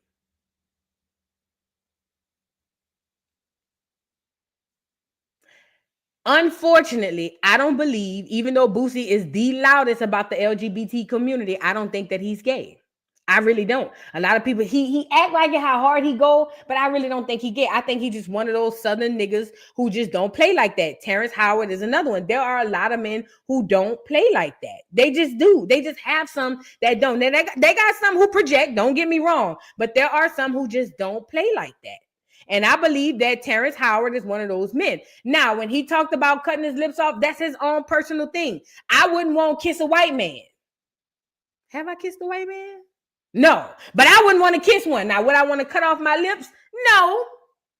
But I can understand a black woman saying if I kissed a man with no lips, I would want to cut mine off. I understand. Okay, what I'm saying? With that being said, I just feel like I don't want people to take what he's saying to be a slight. It's just not. And then I also don't want us to be comfortable with outing these people in the closet who did not want to be outed when they were alive. When Patti LaBelle did that interview and confirmed that Luther was gay, she was 1,000% wrong. That man did not want nobody to know he was gay. Not while he was here. He just didn't. He just didn't. And it's not our place in 2025 to do these biopics and put out them people teas, because them people did not want us to know that. Even though we already knew. We already knew. We know who gay. We know. It's just in our culture, you shut the F up about it. And unless they out and proud, you don't say nothing. You move around your business like nothing happened. That's what we've been doing since the beginning of time. I don't think that it's fair that now all of a sudden it's, oh, you know what I'm saying? Oh, yeah, this is homophobic. No, it's just some people not gay. And you know who gay and you know who not. But I think that this is a complex issue. I don't think physically he would have fit the type anyways, physically. And yeah, to the women who feeling like he must be gay, then that would mean every man you know is gay. And we know that's not the truth. Sorry, y'all. But you know that's not the truth. You feel what I'm saying? And now they got some people who cosplaying, but I just wanted to bring that up because I felt like Terrence Howard got a lot of backlash because he said he cut his lips off and people, oh, he must be gay. How about he's not gay and that's why he don't want to play the part? That's an option. He's not gay. And that's why he don't want the part. You get it? And then see, and that's another thing too. I seen people in there, they should get Luke. You know, I went to school with Luke. They should get Luke. They should get all these other men who kissed men on film. Okay, but these guys are either gay for pay or they're gay. I don't know if Luke is gay. I had questions when we was in school, but I don't know if Luke is gay. But what I'm saying is these guys are gay for pay. Well, go get them. You know what I mean? Like, and then we got to figure out which way do we want it. We talk about how men are put in dresses and are feminized in the industry. Then when a man says, oh, I don't want to play a gay role, then it's all up in arms. We got to pick a side and stay there. Luke James. Yeah, Luke James. That's what I'm talking about. Luke James.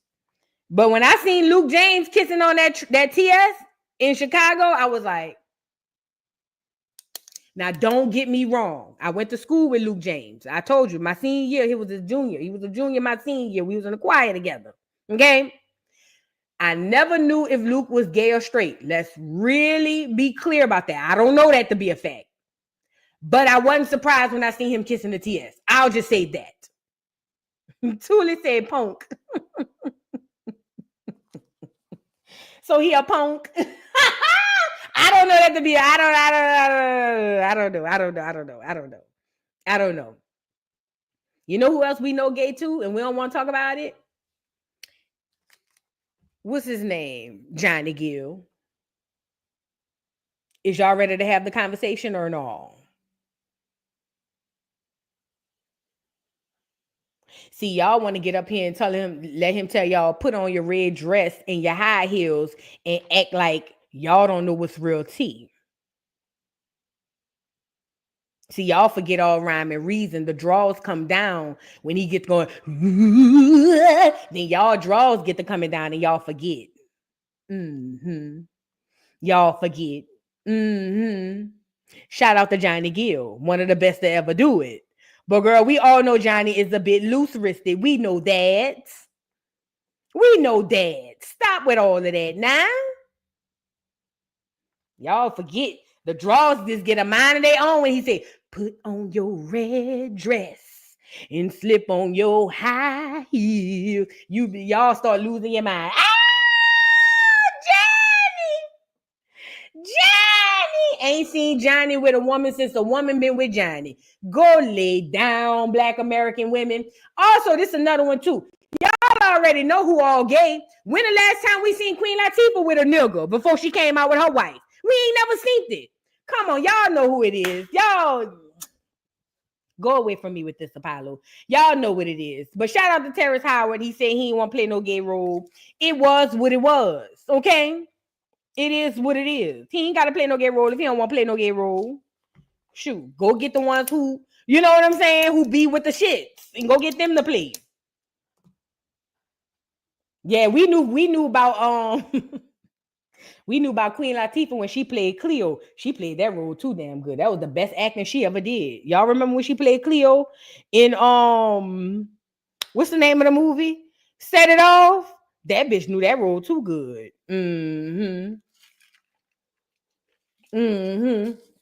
We knew it. We just ain't want to say nothing. We ain't want to say nothing. We knew what it was. The way she was looking at that girl, and she was like, I bought my baby a new outfit. And the way she was rubbing on it, I said, yeah, there you go. There you go. There you go. Let's move on. But I knew it when she was dressing in them doggone suits, talking about UNITY. And when she had them shoulder pads on, I know dagger pads when I see him. I know dagger pads when I see him. I'm the dagger whisperer. I know dagger pads when I seen him. When that heifer used to have that kufi on her head with them shoulder pads talking about, who you calling a bitch? I said, yeah, that's a dagger right there.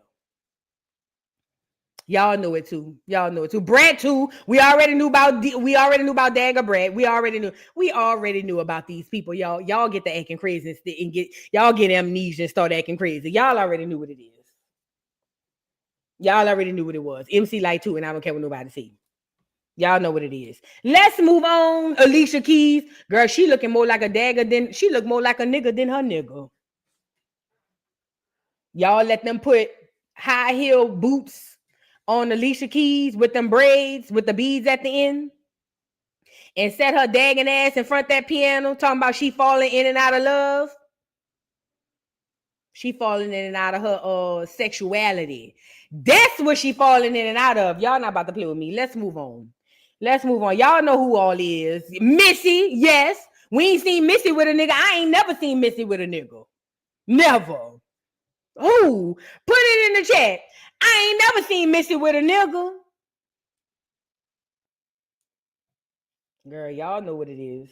Y'all know what it is. Y'all already know what it is. Now, I ain't gonna lie. Raven Simone almost got me. I thought she was too. Until Orlando Brown came and said all the stuff that he done did. And I believe him. I think Raven was a little freak on that set. Her mom wasn't around there neither. Raven was out there passing out cooch. Yeah, she was. I believe Orlando, when Orlando said he was doing all of that, but I believe she always probably been a little dagger at heart. But I also believe that Orlando wasn't lying when he said he was backstage playing with our girl. I believed it. Mary J, I don't never see her with a nigga neither. The last nigga was with her, robbed her blind. Speaking of Mary J, get her on here. Get the boots on here. Now, y'all know Diddy baby mama Misa is suing that girl, huh? Did y'all know that? Did y'all know that Missy baby mama, not Missy baby mama girl, Diddy baby mama suing Mary J? Let's get into it. Mary J. Blige sued for $5 million by Misa Hilton and rapper Vado over alleged album sabotage and contract interference. Mary J. Blige sued for $5 million by Misa Hilton, a rapper Vado over alleged album sabotage and contract interference. Blog by Think Tank. It says, in a turn of events that no one saw coming, longtime friends Misa Hilton and Mary J. Blige are embroiled in court battles over a soured business deal. According to allhiphop.com or allhiphop.com, Blige is being sued by Hilton and rapper Vado for allegedly derailing his career and withholding his album to dissolve their business ties. The $5 million lawsuit filed in New York claims Blige sabotaged their relationship to sever Vado's management contract with Hilton's agency, Misa Management. The Grammy Award winner is accused of withholding Vado's completed album to pressure him into cutting ties with Hilton, a longtime associate and R&B singer's former stylist. So why would she hold his stuff? I thought Misa was her homegirl. Because according to this, it's saying that she withheld his album so that he could cut ties with Misa. But Misa, Mary, and Kim be like this, huh? Hilton and Vado asserted that Blige and her company, Beautiful Life Productions, interfered with a signed management agreement that entitled Misa to 20% of rappers' earnings. According to court documents, Blige allegedly pursued Vado to abandon Misa during private yacht gatherings, hotel meetings, and exclusive events where Misa representatives were intentionally left out. Oh, backstabbing, huh? The lawsuit claims Blige's Blige's security chief, described as her boyfriend. What? Mary J, you screwing the security? Sought to sign Vado himself, urging him to ink a new contract without legal counsel and warning he would lose out on opportunities if he stayed loyal to Misa. The lawsuit claims Blige's security chief, described as her boyfriend, sought to sign Vado himself, urging him to ink a new contract with legal counsel and warning he would lose out on opportunities if he stayed loyal to Misa.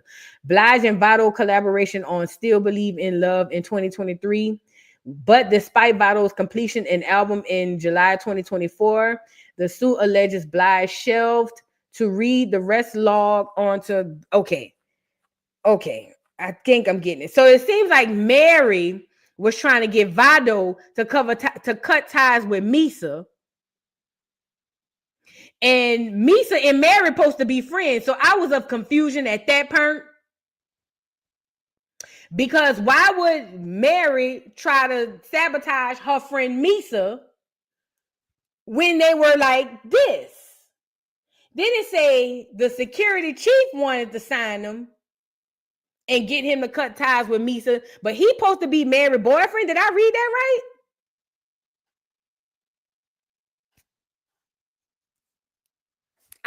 I don't quite get that. Oh, I heard about that, Shelves. Her boyfriend, Lil Kim old man, say she. Oh, speaking of, I'm glad you brought that up. Let me go get him on here because I seen him over here talking crazy, and I want to say a few things. So I keep telling y'all, hold on.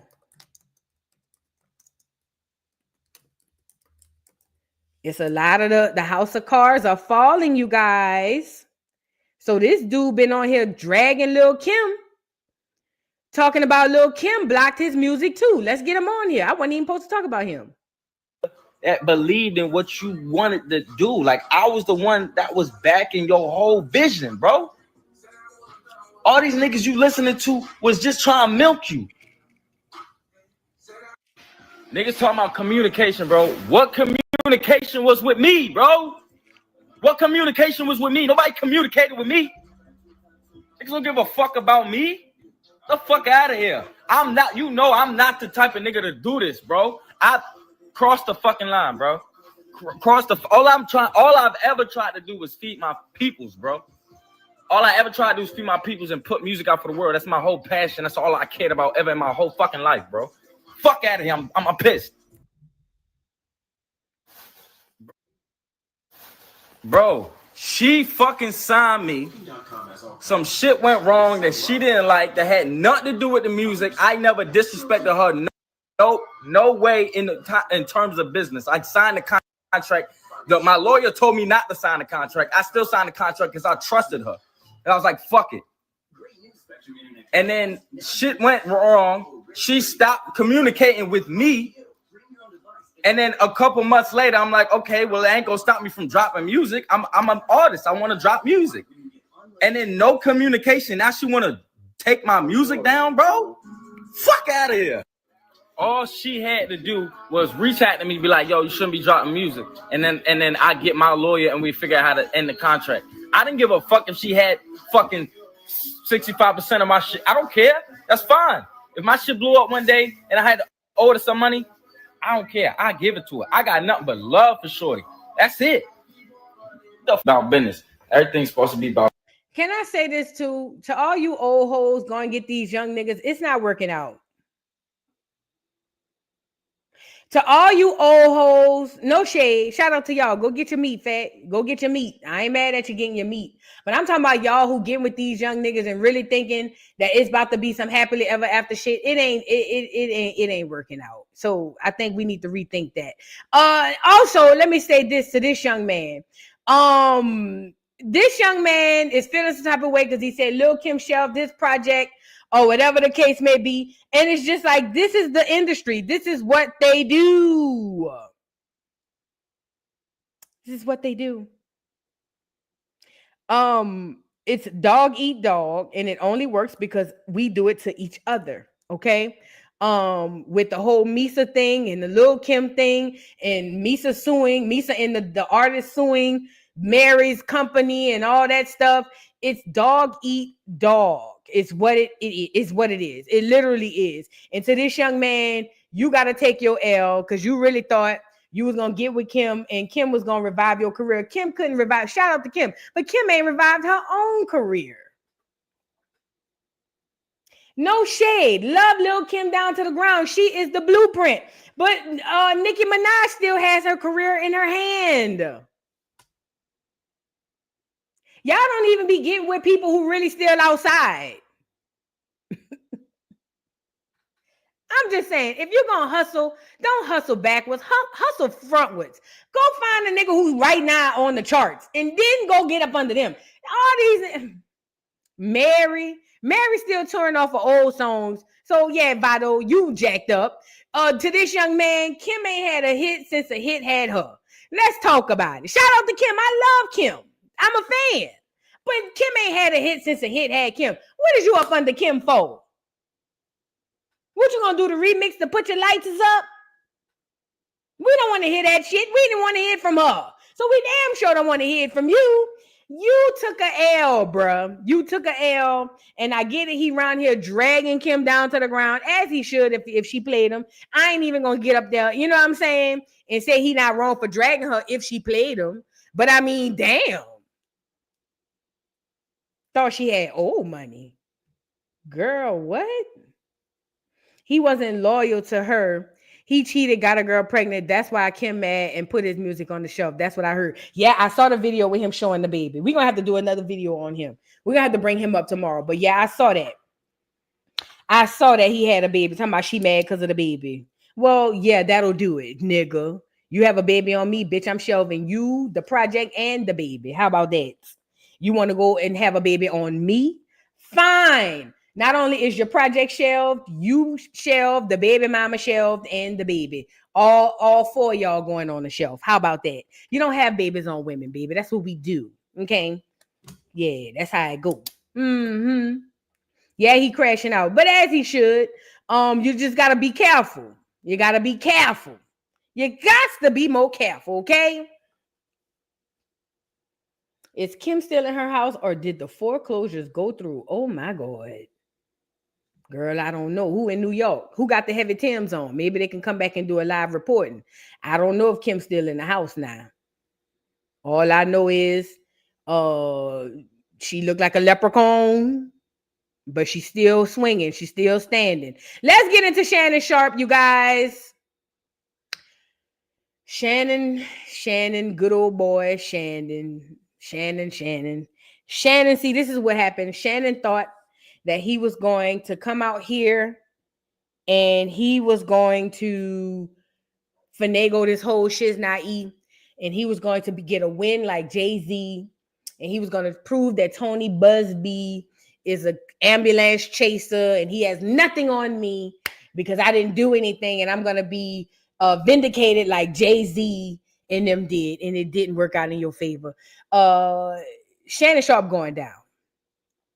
He's going down for sure. I don't know who he pissed off. I don't know what happened behind the scenes, but he's going down. Do I think Shannon Sharpe is going to do a lick of time in jail? Absolutely not. But I also feel like Shannon Sharpe will suffer a demise in his career, which will be the closest thing to death and or jail. Okay? Because what happens is people like Shannon, who spent all this time and all this energy into the industry, coming from football into straight the industry and doing all of these things, you don't think for 1 second that this is going to literally tear him down from the inside out? The problem that Shannon has is, even though he understands that what they were doing was consensual as far as BDSM and the practice of whatever it was they were doing, and I get that, he understood that, but the problem was he didn't have a situation to where it was airtight for a fact. Hey, this is what's going on. There's no way to tangle or twist it. BDSM is it can be fun. Don't ask me how I know, but it can also be very tricky because the rules, there's a very thin line between play and reality. Very, very so thin you can't even see it. That's how thin the line is. Okay. And when he decided to take his inner Shannon and put it on this young 19-year-old clear girl, OnlyFans model, who was probably sent to him, I don't think he understood that although he and her have a mutually agreed upon situation as far as what they were doing, he didn't understand how that could be manipulated to make him look bad.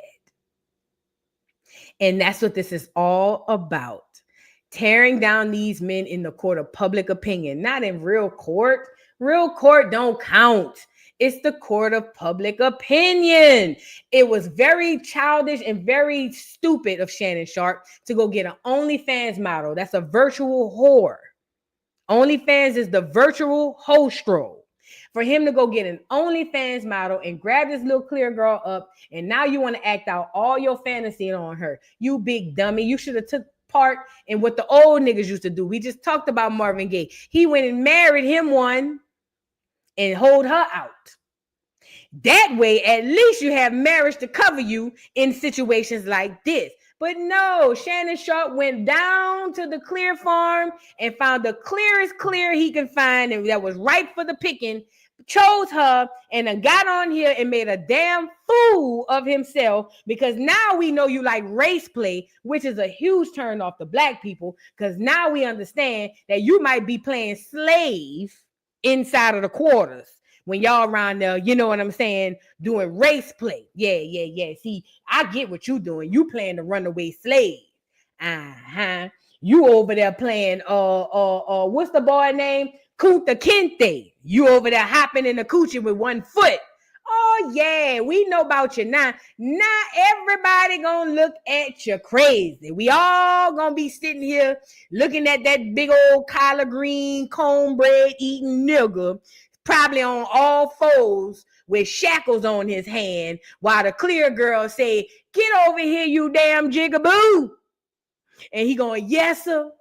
Yes, sir, massa.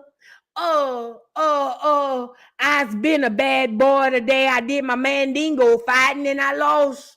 Mrs., please don't beat me." And she said, "Get your ass over here, you nigger. I told you I didn't like it." And she probably got a whip to it. Whoosh. See, when Umar said he need 40 lashes, he didn't realize he was getting the lashes.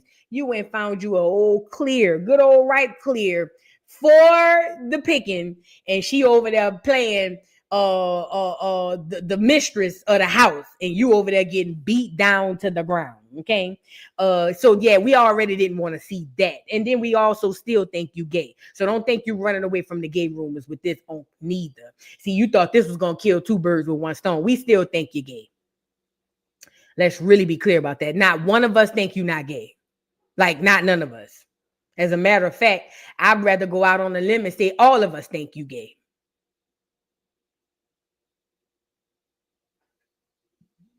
Period. I'm going to just put a period right at the end of that. We still think you gay. But neither here nor there.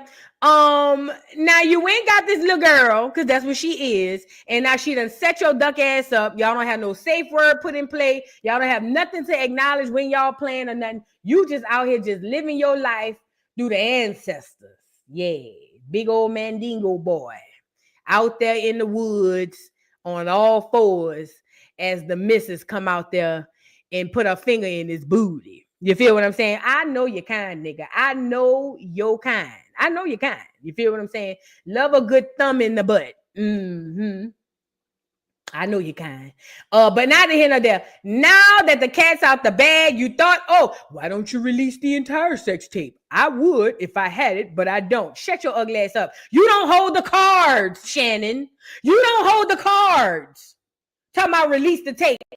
You would, but you don't have it. You don't hold the cards. Dummy.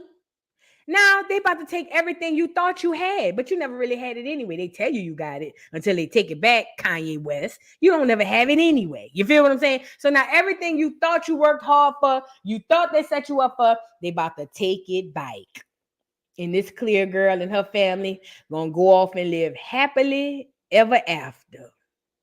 On your dime, you black ass, charcoal ass nigga. Big old country collard green eating boy from Savannah, Georgia. You know good and well your granny told you about them white girls. I know she did. I could feel her spirit. She told you, and you didn't give a damn. Now here we are. So now fast forward. The girl about to take everything down to your drawers. It says Shannon Sharpe refused to watch the alleged sex tape that his accuser claims shows their non-consensual encounter. Now the girl did get on here and say that she told you no means no. She said, I told you don't go in my boot unless you use protection. She said, and you said, because you still playing, you still role playing. See, that's what I'm saying. This lifestyle ain't for everybody. You feel what I'm saying? Don't ask me how I know. Just know it ain't for everybody. Because see, you did everything all wrong. Now, she told you no means no, and you went off in that girl boot, or whatever the case may be. Now the girl is about to sue you for the non-consensual part that she texted you and say, hey, Shannon, I told you no means no. None of this raised the red flag on the big old collard green. You know, them niggas be slow though. You know, them big old country eating boys. Not all of them. I'm talking about the ones that play sports. They be a little throwed off. You know what I'm saying? They be a little throwed off. But anyway, so now she texts you saying no means no. Now you don't want to see the tape. Why you don't want to see the tape, bruh? Why you don't want to see the tape? Because you know that even in your mind, you thought y'all was still role playing, and you probably was, for lack of a better term. Because you know it's kind of a turn on in that type of lifestyle. No, I don't want you to do that. And then next thing you know, you're getting popped in the back of the head, and somehow it turns you on. Don't ask me how I know. This is what I'm trying to say to y'all. Okay, you thinking y'all still in the role play, and the gag is you probably was. But you didn't realize that two things could be true at the same time. Yes, I'm in the role play, but also I got your ass, nigga. I got your ass. I got you, nigga. Oh yeah, I got you. So now you don't want to see the tape. I want to see the tape. Put the tape on my desk. Let me be the judge. Research purposes only. Put the tape on my desk. Let me watch the tape. And then I'm going to come back and tell y'all what was going on. But until I see the tape, I don't know. Shannon don't want to see the tape. Nobody don't want to see the tape. And at this point, I feel like somebody needs to see the tape. Give me the tape and let me see what's happening. And I'm going to come back and tell y'all, okay? I know about a lot of this stuff. I did a lot of research projects on them. Don't get in my business, okay? Do not get in my business. I do science projects and research projects, okay? Now, let's get into why Shannon said, I didn't say it. It says the lawyer for the little girl, not the little girl, accusing Shannon Sharpe of RAPE just dropped an update. He says Sharpe was given the chance to watch the sex tape that allegedly shows their encounter, but chose not to. Attorney Tony Busby told TMZ Sports that the footage will not be released to the public because it is key in evidence in the case. He says Sharpe's legal team saw the video during mediation, and Sharpe himself was invited multiple times to view it. He refused every time. Busby added that the only reason the public knows about the tape is because Sharpe brought it up on Instagram. Yes, he did. Yes, he did. Busby said they never threatened to leak the footage and still will not leak it. Sharpe previously described the video as a 30-second clip designed to make him look guilty and play into harmful stereotypes. The woman who filed the lawsuit under the name Jane Doe says the encounter was not consensual. Sharpe's team claims it was a part of BDSM relationship, but many are now asking why he would not even look at the tape if it could help him. I'll tell you why. Shannon took the role play too far. Shannon took the role play too far. And him not wanting to see the tape makes me further believe that he knows he took it too far when it happened, which would probably explain why she texted him and said, I told you no means no. And I also told you I didn't want you to go in my booty raw. And you did that anyway. That's that guilt. That's the guilt. In my opinion, in my humble opinion, that is the guilt. Okay, Shannon brought up the sex tape. We didn't know. All we know is she had the little piece, a little edit. You said play the whole thing. Now we want to see the tape. I believe that in the role play, because a lot of these dimes, I'm sorry, y'all. A lot of these dimes that y'all see,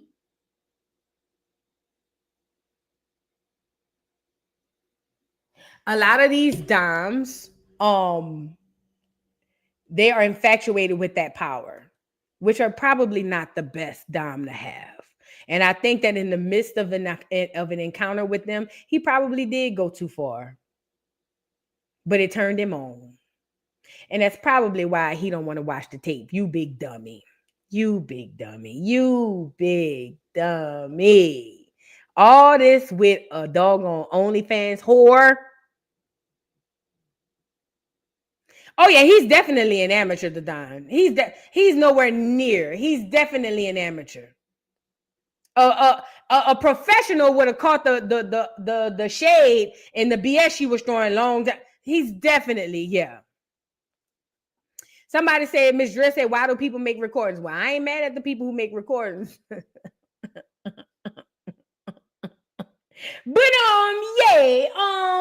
some people need research purposes, girl. But this is the thing though. All jokes aside with Shannon is screwed.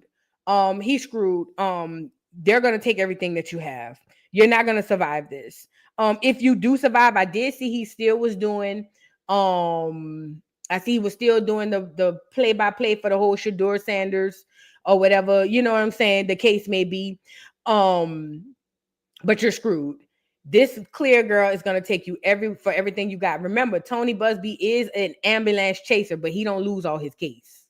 He don't lose all his cases. And the fact that you don't want to watch the video tells me that you know you went too far. And that's why when a girl texts you and said no means no, what did you say? I'm going to call you later. See it? You get it?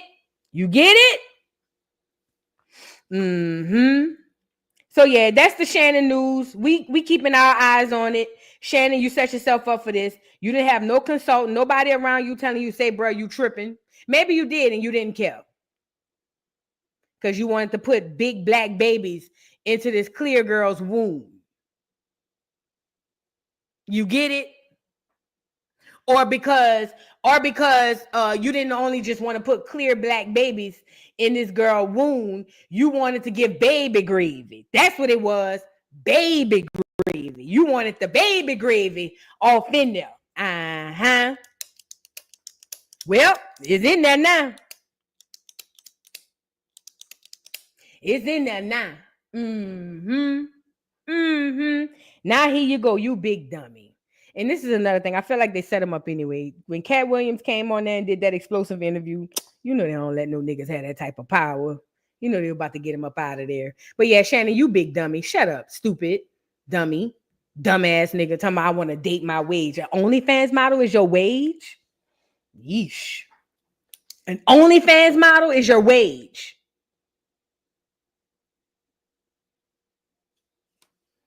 Hey, it wouldn't surprise me if he pop out with a black woman now. Y'all know how they do. It wouldn't surprise me if they pop up with a black woman now. Hold on.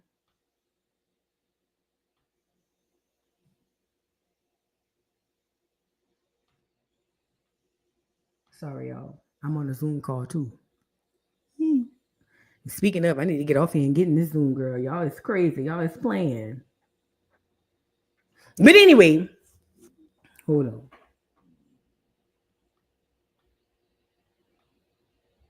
Okay. Okay, yeah. I'm sorry, y'all. But yeah, Shannon, you big dummy. You big dummy. You're on your way down. I don't want to hear no more. Let's move on. Diddy. So Diddy, we have an update on his case. You know, his case, he about to start going to trial now. And there's a few updates I saw. One that he was trying to get them to not add the Cassie thing, added to the situation. But it's other things going on too. Somebody said he may have injured her too. I'm pretty positive. But honestly, I don't think Shannon don't give me have a lot going on down there. Probably because I looked very hard a few times. Yeah. But still, it's still in a place. Pull up the video of Shannon doing the electric slide. I think I got where I saw that at. Where did I see that at? Of Shannon doing the electric slide. He looked it so bad. Yes, he did.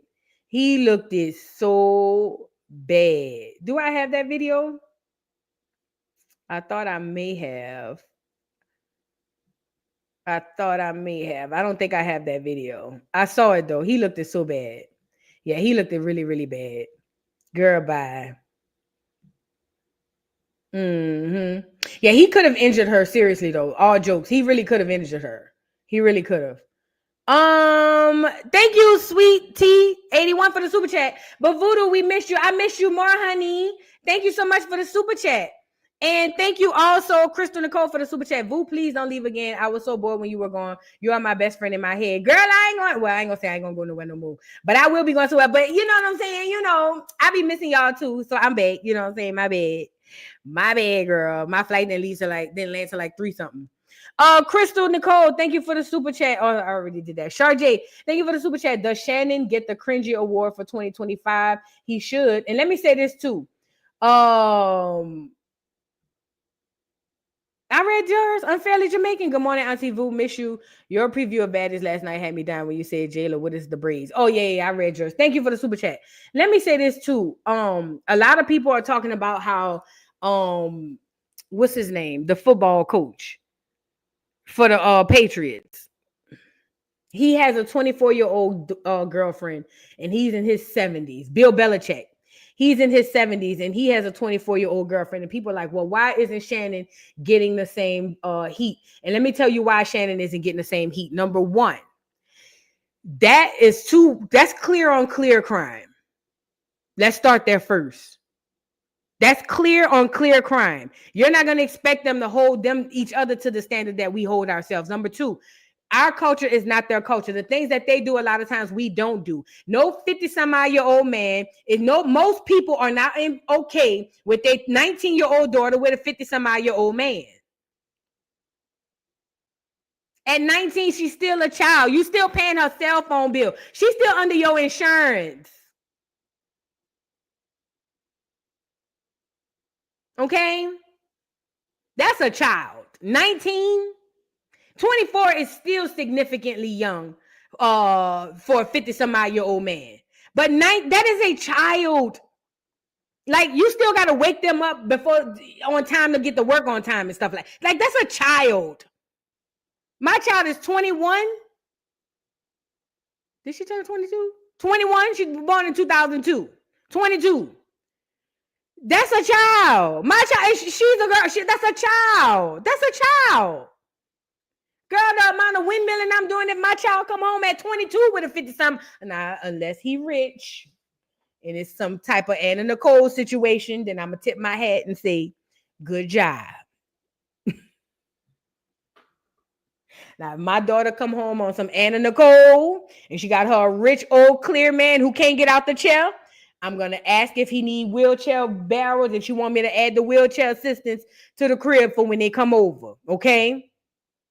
I am going to get the railings around the toilet, And I am going to get the railings up the driveway so he don't have to come up the stairs. Yes, I am. And you could debate your mom. I'm telling you what I'm doing with mine. Okay? If my child come home with an old billionaire, okay, and she say, Mama, I'm in love with him, I'm going to say, you are? Yes, you are. When do I need to make sure the railings is put up around the house so he can get up? I'm going to get the little chair that go inside the stairs so he could just get up in the chair. And you remember the old chair? You press the button and then go up the side of the stairs. I'm going to get him one of them. Just in case he want to see upstairs. I don't know what he want to do, but if it was, I'm just telling you, if it was my child, okay? If it was mine, okay? Yes, we got to get a safety tub. We got to get all of that. I'm gonna make sure her husband is accommodated. That's what I'm from the South. We real big on hospitality. Okay? Now, that's if he's a billionaire. But if it's Shannon Sharpe, hell no. Get your big collard green ass. Man, the amount of windmilling out of me, I don't give a damn what the nigga got. He ain't gonna have it for long. Get him up out of here. Not for Shannon. No. He ain't rich enough. He ain't got enough clout. Hell no. That nigga was in the wheelchair. He'll have to crawl up the stairs. Fuck all that. You feel what I'm saying? If it was him, if my child brought home him. You feel what I'm saying? You ain't crawling up the doggone no. I hope he got crutches. But Mom, his arms are broken. Well, leave him outside. He ain't coming in here. Okay? And that's just that on that. Okay?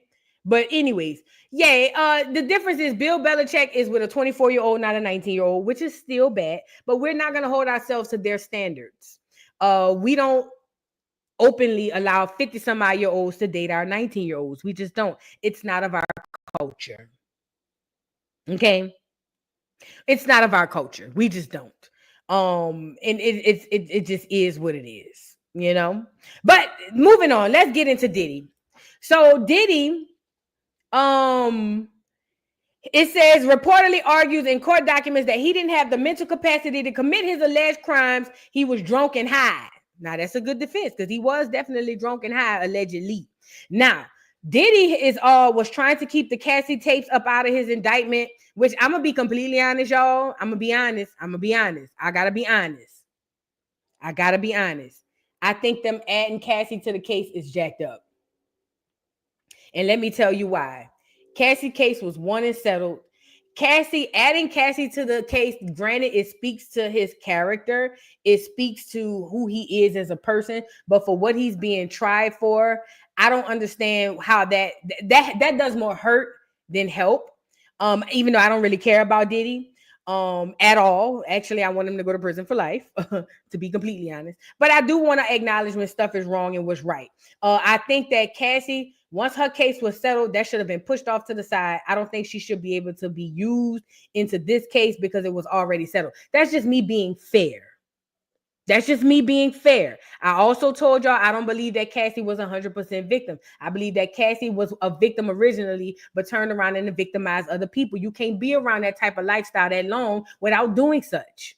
So I'm not going to angelize Cassie like y'all did. I never did. I do think that what he did was wrong. I think that he used his influence, his power, and his money to overtake her, and that's what he did. I do believe for that she should be compensated, but I also don't believe that Cassie was just this innocent person just sitting there just waiting on Diddy. She did her little 1, 2, 2. You know what I'm saying? You after a while you adjust, and that's what happens. However, I think that it's kind of jacked up that they're using her in his new trial or in the trial that they're dealing with. But they're trying to kill him in a court of public opinion as well. Now it says, neighbors, Diddy team is reportedly trying to pull a wild move in court by arguing he was not fully in his right mind when all the alleged crimes went down because he was too drunk and high. They even got a Columbia professor ready to testify that Diddy had some mental conditions and affecting his behavior. According to TMZ, the feds are not buying it. It says prosecutors fired back saying the excuse is irrelevant, especially since the doctors never personally examined Diddy. Well, I think that's messed up.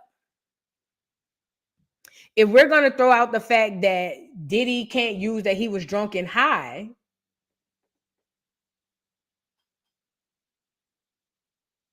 then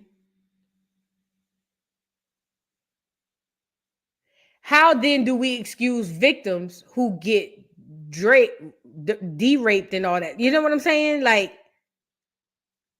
because if you're going to say that under influence, I would do things that I wouldn't normally do as a victim, then you got to also be able to say that as a person who's being tried. Does that make sense? So which I don't believe as far as alcohol. I already tell you about alcohol. Alcohol make you release your inhibitions. All the stuff you be thinking about doing, you doing it on that liquor. But let's talk about drugs. If I can be victimized under drugs, then I can victimize others under drugs as well. That's the only thing I'm saying. I just think that that's kind of jacked up that they won't allow him to use that. Again, I don't care about Diddy. I just think that it's messed up that they won't allow him to use that when the whole case surrounds drugs and alcohol. You know what I mean? I think that that's kind of weird, but not here nor there. It goes on to say, they also pointed out that Diddy allegedly drugged other people, during his wild freak-offs. So blaming his own haze does not make sense. Prosecutors also want to block a video expert who was supposed to break down the Cassie Hotel beating footage, even though the judge already ruled that the video will be admitted as evidence. The judge has not ruled on the doctor yet, but Diddy's trial is set to start in a week. So it seems like they're using the Cassie situation to kind of nail him to the cross. So there was a prosecutor or somebody who wanted to get up there and explain the video.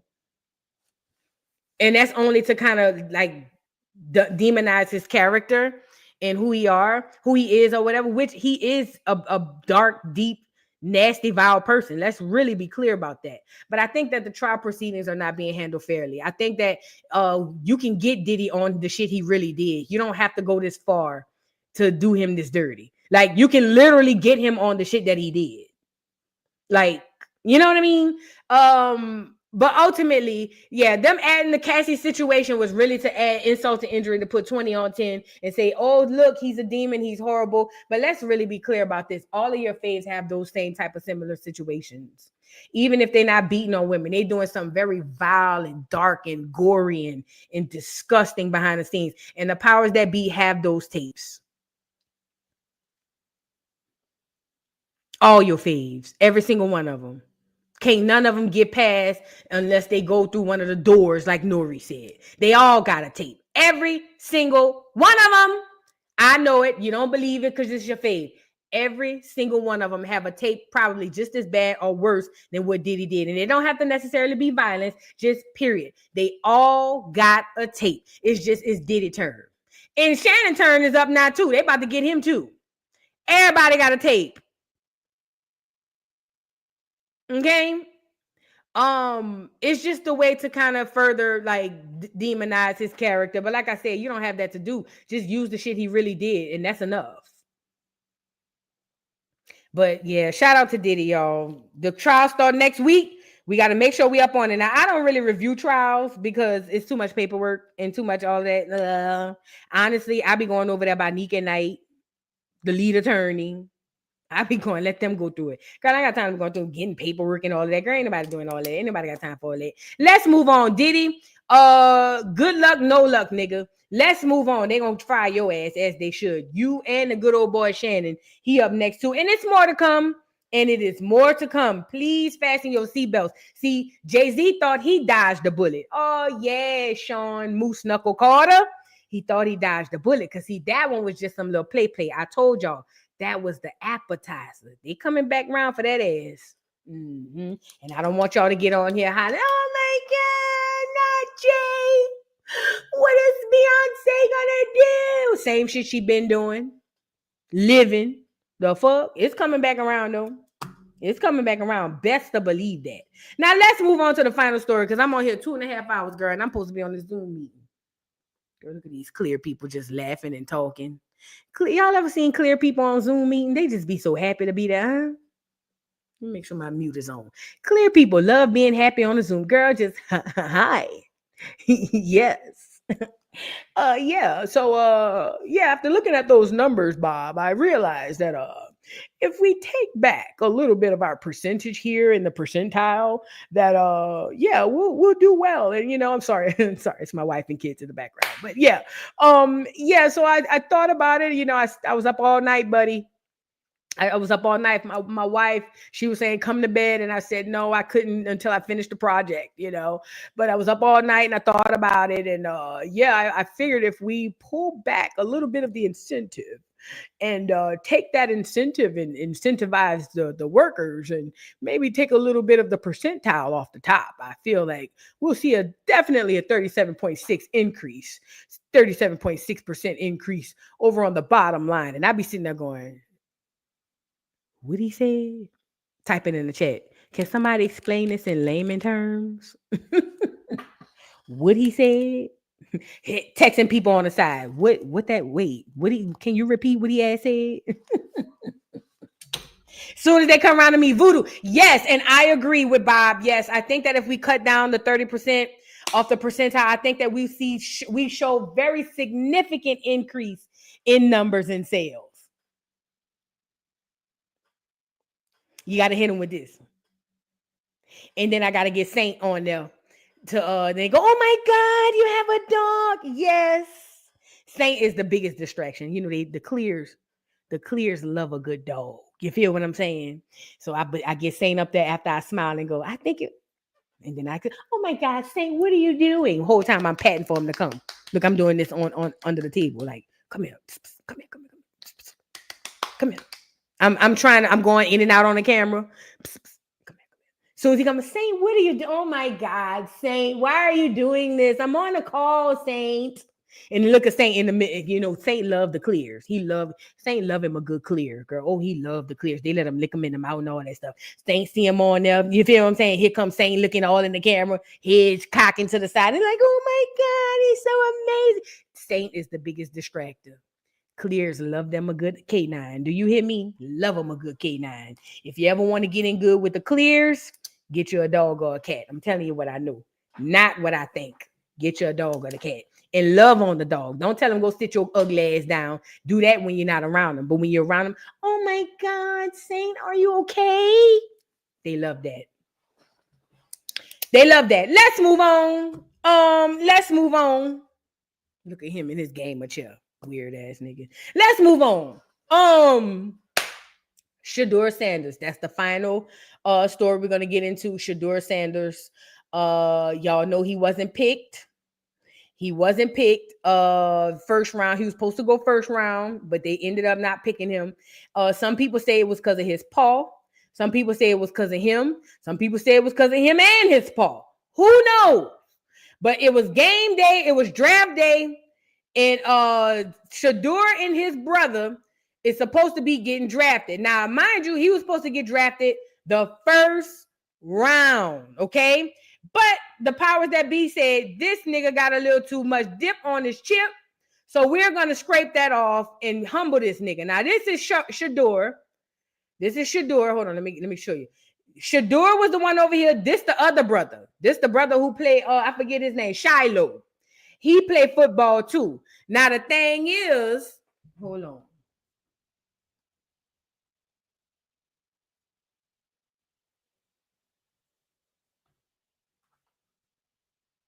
Okay, hold on, y'all.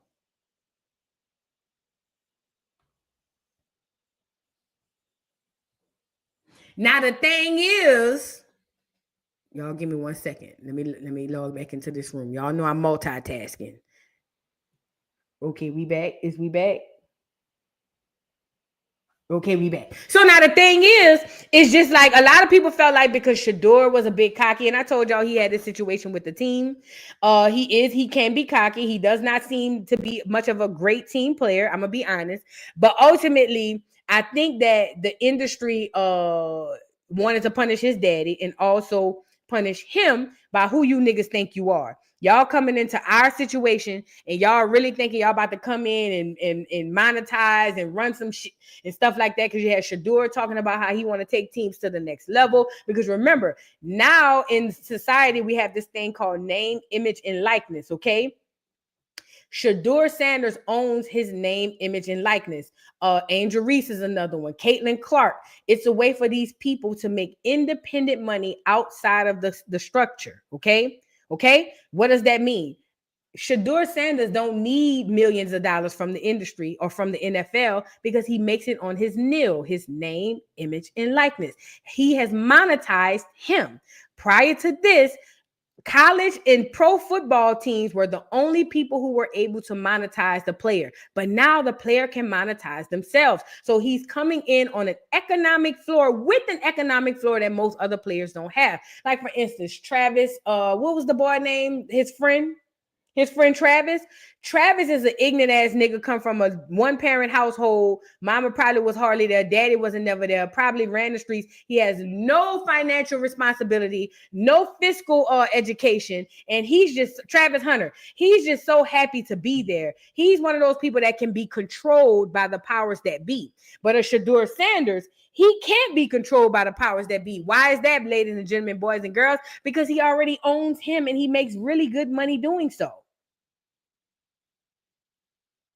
Okay, so he comes in with a more polished and a more assertive and a more confidence about him than most other players because they just so happy to have somebody come in and take them out of the hood. Okay, Travis Hunter is one of those guys. He's just happy to be up out of the hood. Okay, Shadur Sanders ain't coming from the hood. He don't need the NFL to take him out of the hood. He's playing in the NFL because he want to play in the NFL. That's it. That's all. He don't have to play in the NFL. If he never got drafted, he's still going to be a millionaire. Not off his daddy money, off of his own nil, his name, image, and likeness. He don't need shiz not eat from the NFL. Right now, this is a goal that he set as a child, probably. Something he's always wanted to do, to see his daddy do it. He saw his daddy do it, and that's why he's over there entertaining the NFL. He don't need the NFL, and the NFL don't like that, in my opinion. And I think that's why they drafted him round 4. Now, most people don't know this. The lower in the draft you go, the less they have to pay you. Okay? The lower in the draft you go, the less they pay you. The first round pick typically gets a nicer check than the 4th round pick, especially the 12th pick on the 4th round. You feel what I'm saying? So they took his value down by drafting him in 4 rounds. I want to say he was like the 100 and something pick or something like that. We'll get to it. This was a humbling situation, but you can't humble a person like Shadur Sanders because it was never about the money. It was always about, this is what I want to do. I want to follow in my dad's footsteps and I want to play football. So guess what my goal is, Dad? When I get old enough, I want to play football, and that's what I'm going to set out to achieve. He's carrying the family legacy. Okay? He don't need the NFL. He wants the NFL. The NFL don't like that.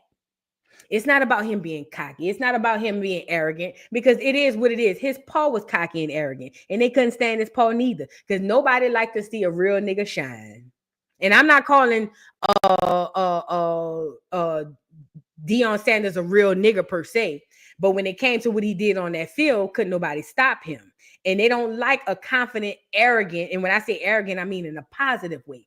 They don't like confident, arrogant black men in the industry. Same thing happened with Serena Williams and her sister. Remember that interview where they were interviewing Serena's sister, Venus? They were interviewing Venus, and he said, if she told you she can beat her, she can beat her. Why you keep questioning her, making her second guess herself? They don't like that.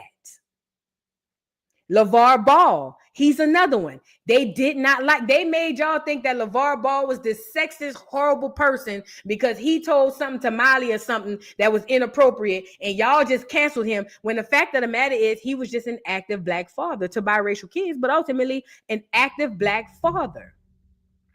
Deion is the same way. He's an active black father, so active, so much so to where he literally is in the board meeting saying yay and nay. Now, this is the problem. I'm from New Orleans, Louisiana.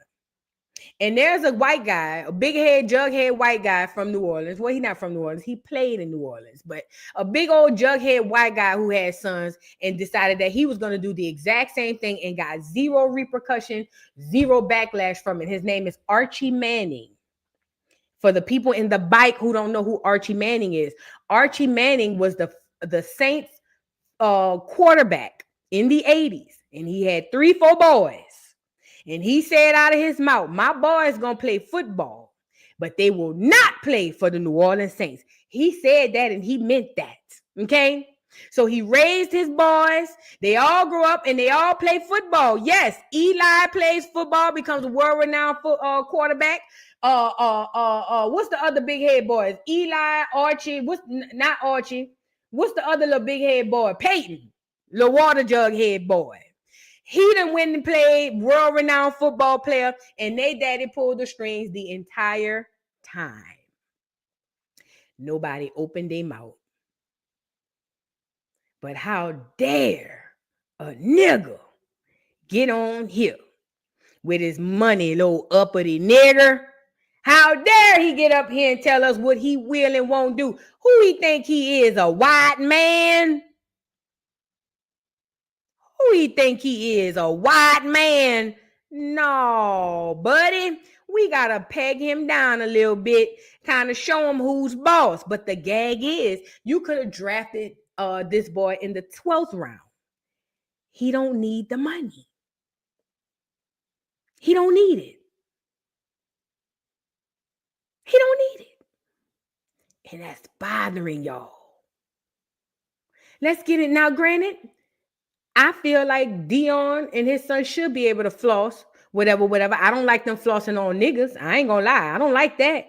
I don't like them going to Jackson, Mississippi, where a lot of black people are impoverished, pulling up in Rolexes, brand new trucks and cars, and niggas can't eat. I ain't gonna never co-sign that. And let me tell you why. Because you shitting on the very people who you are part of, who your ass gonna end up back around anyway.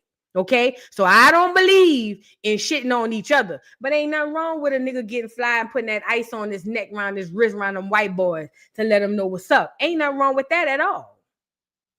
Ain't nothing wrong with that, but the whites don't like it. See, they like they niggas with the ice who's controlled. They can't control a Shadur Sanders. Let's get into a little bit before the draft. I think this is when the brother was saying how they gonna do him dirty because they doing Shiloh dirty. I don't understand. Because you gotta understand. See, bro, I don't even know what they're gonna do with me, bro, because they're doing you like this.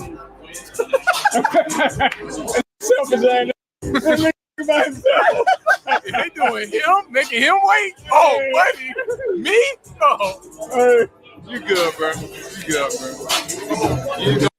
I think he's so handsome. Neither here nor there. So they making jokes like, bro, if they doing this to you, they really gonna screw me over. But this is bigger than these boys. This is their daddy. This is a whole lot of situation. This is much bigger than these boys. All right.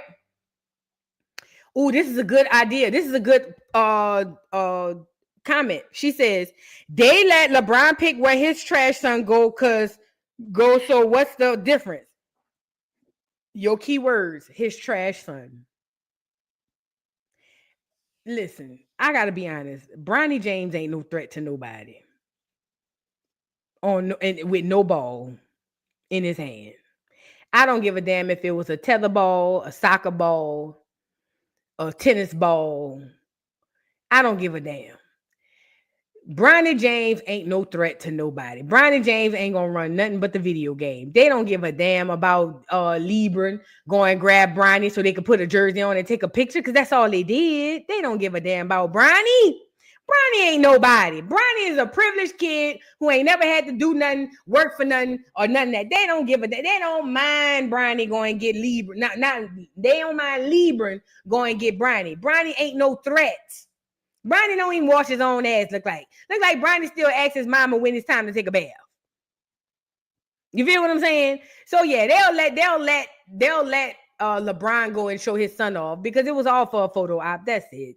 They took a picture. They was on the same jersey, on the same team. And 30, 40 years from now, they're going to swear to God they was the dynamic duo, father-son duo. They're going to swear to God them niggas swept the league.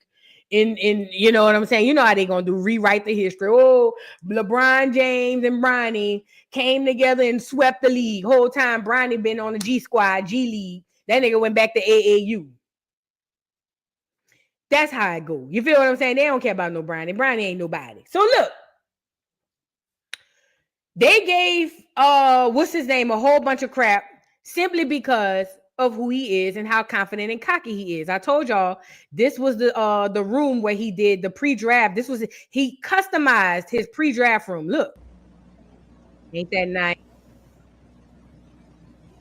See what the media want. The media want you niggas to be sitting on the couch in that Section 8 with the plastic on it. Yeah, They want you to be sitting on that couch with Big Mama, your uncle who was on drugs, but he got clean for the night, your cousins, your siblings, and the white girl.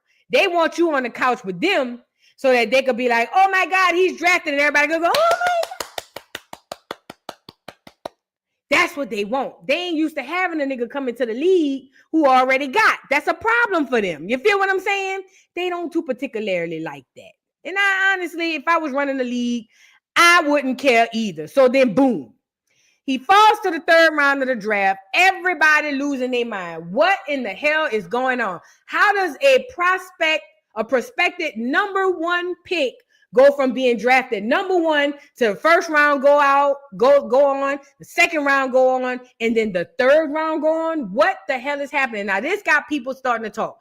We have people in the league talking about it. We got people outside the league. Hell, even Trump came out and was like, all right, now y'all doing too much. Even Trump came out and said, now, all right, now, come on now.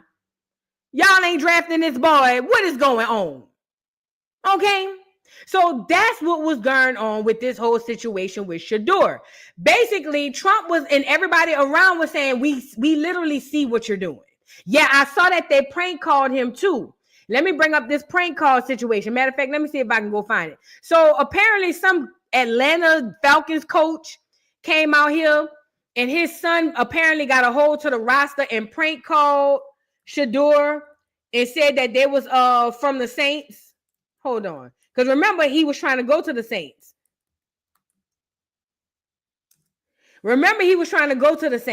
And they prank called him and told him that they was going to pick him up. And then when he said, okay, you just going to have, then they say, oh, you're going to have to wait some more and all that stuff. I thought I had this. Hold on. I'm glad you brought that up because I wanted to talk about that.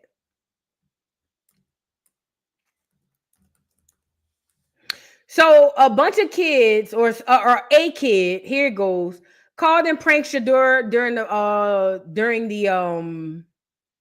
the draft to tell him that they were picking him, but then turned around and told him he's gonna have to wait a little longer. Here's a video of the boys pranking him. And you know how when it's clear boys, what they say, well, boys will be boys.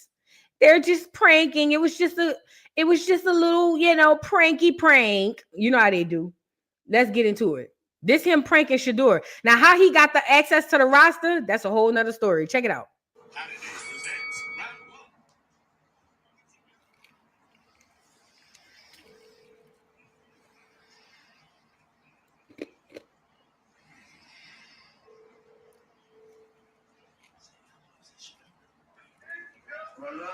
Hey, is this Shedeur? This is Mickey Loomis here, the GM of the New Orleans Saints. How you doing? This is Mickey Loomis here, GM of the Saints. How you doing? Good. How are you, man? Good. We're waiting on you. Yeah, we have. It's been a long wait, man. We're gonna take you with our next pick right here, man. This ain't gonna be nothing to do. Hey, but you're gonna have to wait a little bit longer, man. Sorry about that. Oh my God! He bought it! Oh no. So there you have it. Again, his father is a coach for the Falcons, I want to say. And somehow he was able to get a hold of the roster of people's phone numbers. And he basically called Shedeur to prank him and say that he was Mickey Loomis from the Saints and that he was going to draft him. Now, this is a problem. Number one, Shedeur said that they had just got that phone and that nobody had that number except prospected coaches or whatever the case may be. So let's start with that. Number one. Number two, the fact that these folks used Okay. No, Vu, that is front office and secret. That's what I'm saying. The fact that these boys was able to even gain access to this, I don't believe he just happened to see his daddy roster and took the number from there. This is all calculated. This is all humiliation. That's what this is. They were trying to take him down a big size, a huge size, emotionally, mentally, spiritually tear him down. And these so-called boys who were just pranking, boys will be boys, they ass need to be held accountable. The daddy needed to be fined, resigned or something. Something should have happened, but this was out of pocket.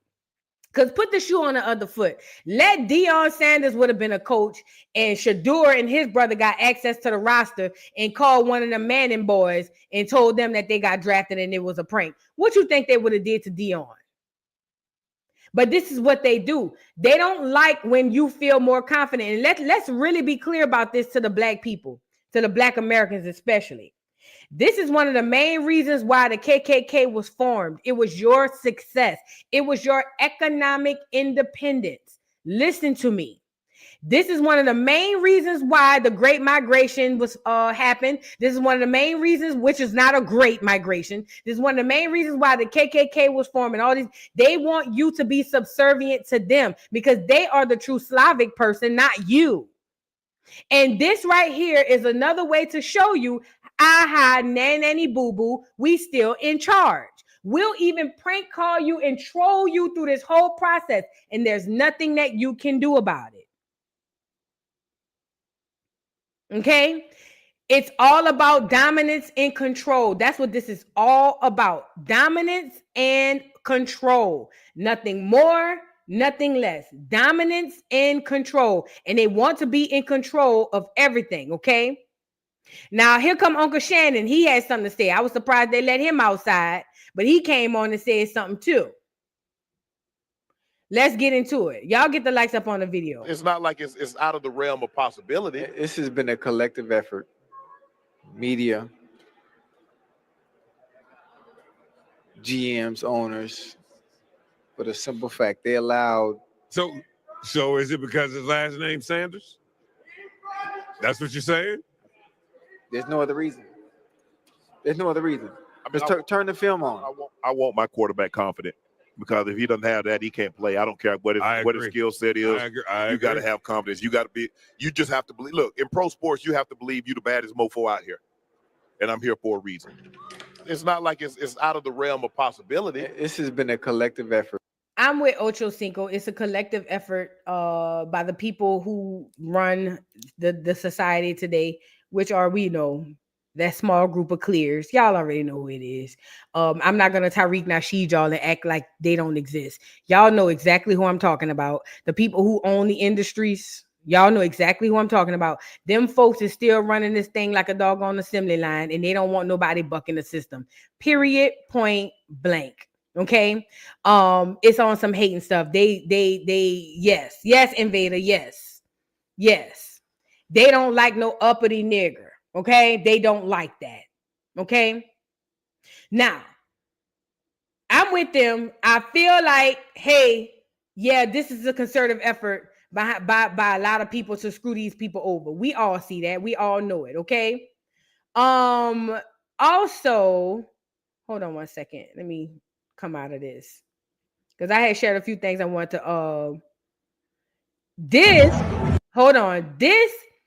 is. I forget their name of their podcast, but they were over there trying to see when he was going to get drafted too. A lot of people were waiting on this draft to happen. Everybody wanted to see where Shadur Sanders was going to go, and a lot of people were anticipating. These dudes played professional football, and they were waiting on the pick as well. And let's get into their reaction to him not being picked.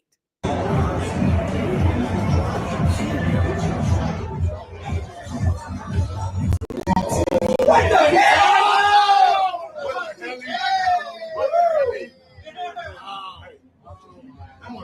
Defense, Pittsburgh. Come on now. I mean, Dewey, he's a good player.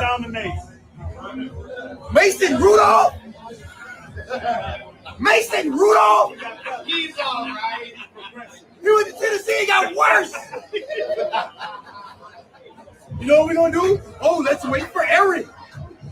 Wait for Eric to make a decision. Listen, Eric gonna call Eric. Bro, we let Aaron Rodgers hold us hostage like we a four. We the Pittsburgh Steelers. We supposed to be acting like a 10. We acting like a 4, like we growing up. He got that go grab Shedeur. He thought That's the front though. he really is a good player. You know what?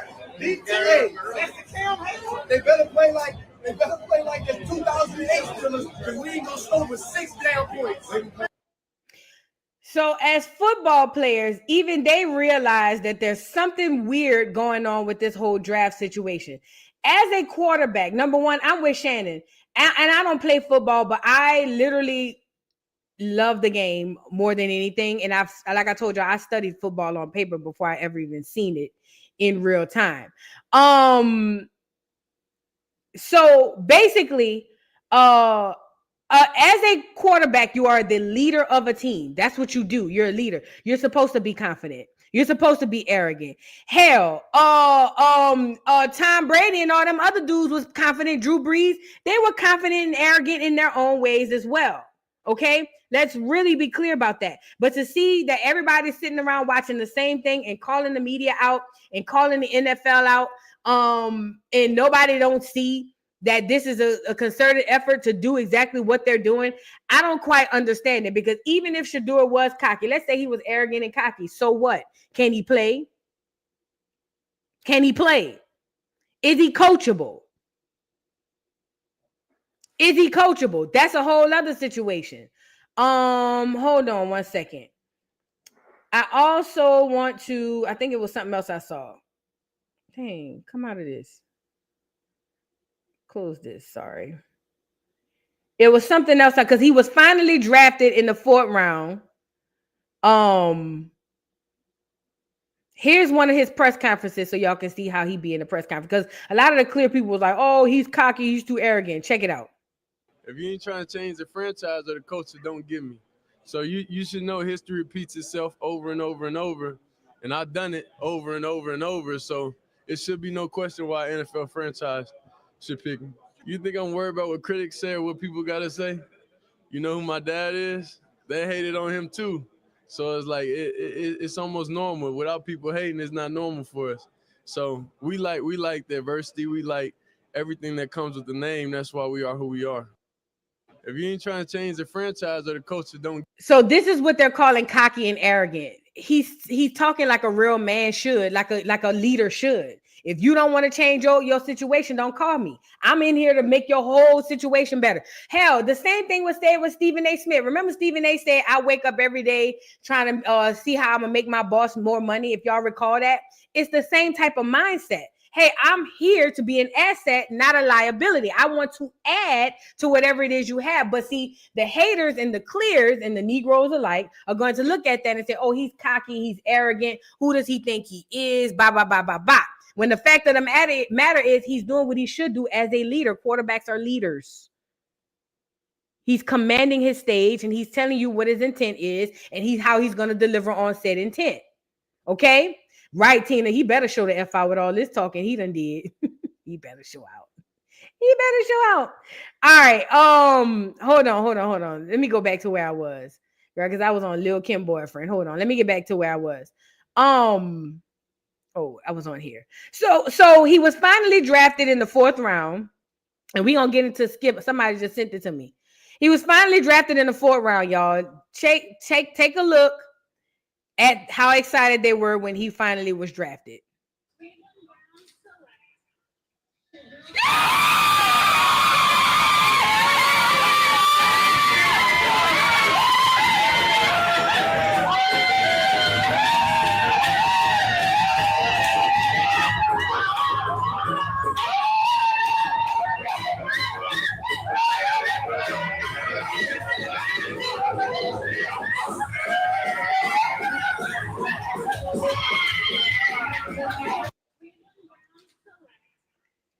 I love that for them. They seem so excited. And remember, yeah, Pilar is gorgeous. Gorgeous. I love this for him because you got to understand. When your goal is your goal, it don't matter how you achieve said goal. Now, a lot of people are going to look at it and go, oh, but he was drafted in the 5th round. Yes, he was. 144th pick. And there's a lot of correlation with them numbers. Where my numerology folks at? Because you know what stuck out to me to that 144th pick? You want to know what stuck out to me with that 144th pick? As I was raised as a Jehovah's Witness under the guise of my mom trying to find herself. Yeah, because that's the only reason why we were Jehovah's Witness. They had this thing about how the meek shall inherit the earth, but only 144,000 will inherit the kingdom of heaven. This is what the Jehovah's Witnesses said, okay? Because y'all, where my numerology people on here? They say only 144,000 will inherit the heavens, and the rest of us, this is what the Jehovah's Witness said. The rest of us who are meek and good and obedient, we gonna inherit the earth. Now, my thing is this: what is they trying to do with this 144th pick? What is they trying to say? What's going on? Okay. Is this something that Dion and them are in on? Is it something that's not? What's going on? Because I'm looking at this 144th pick and immediately I thought of the Jehovah's Witness and I said, now what is this? I'm not into the numerology people, but y'all are. Some of y'all are. You know what I'm saying? Some people saying he was the chosen one. I don't know. All I'm saying is something about that number that stuck out to me. There's something about that. But this is the gag. It don't matter about the pick or none of that because he don't need the money. He don't need the money. See? Because let's get into how much money he lost. See, a lot of people are saying, oh, but it's messed up. You know, whoop-de-whoop. He went from a lowest salary cap contract, if he was drafted top 3, was $45 million. It says Shadur Sanders has been drafted 144th overall by the Cleveland Browns. Once projected top 3, his slide to the 5th round cost him over $40 million. It cost him $40 million to go from the top 3 to the 144th pick. Now, why is this important? Yes, $40 million. Come on with the numerology. Come on in here. I need all my numbers people in here too. Because y'all know this more than me. I just be guesstimating. You feel what I'm saying? Of what I know spiritually. But my numerology people, y'all on here. So now 144,000 was the pick. He lost $40 million. $40 million by being drafted in the 5th round at 144,000. Now, why is this important? Number one, he don't need the money, so it's cool. It's cool. He's going to make that back in endorsements once he gets in the league. Are y'all okay? He's going to make the money back once he gets in the league because guess what? Everybody going to want them shoes.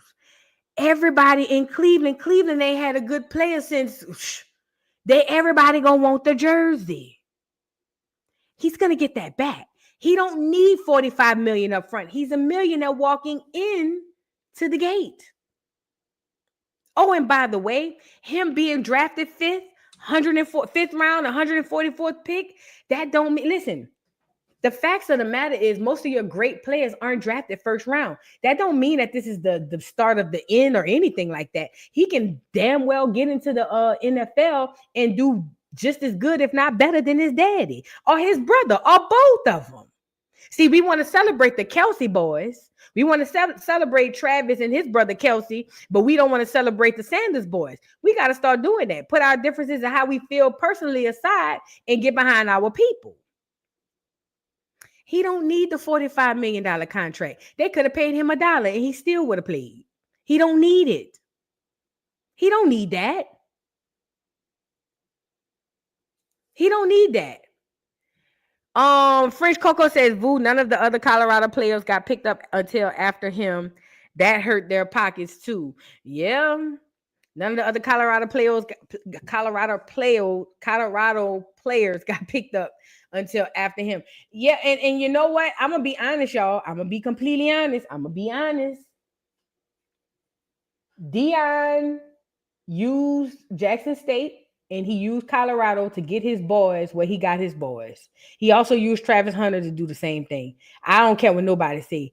And it is what it is. We're here now.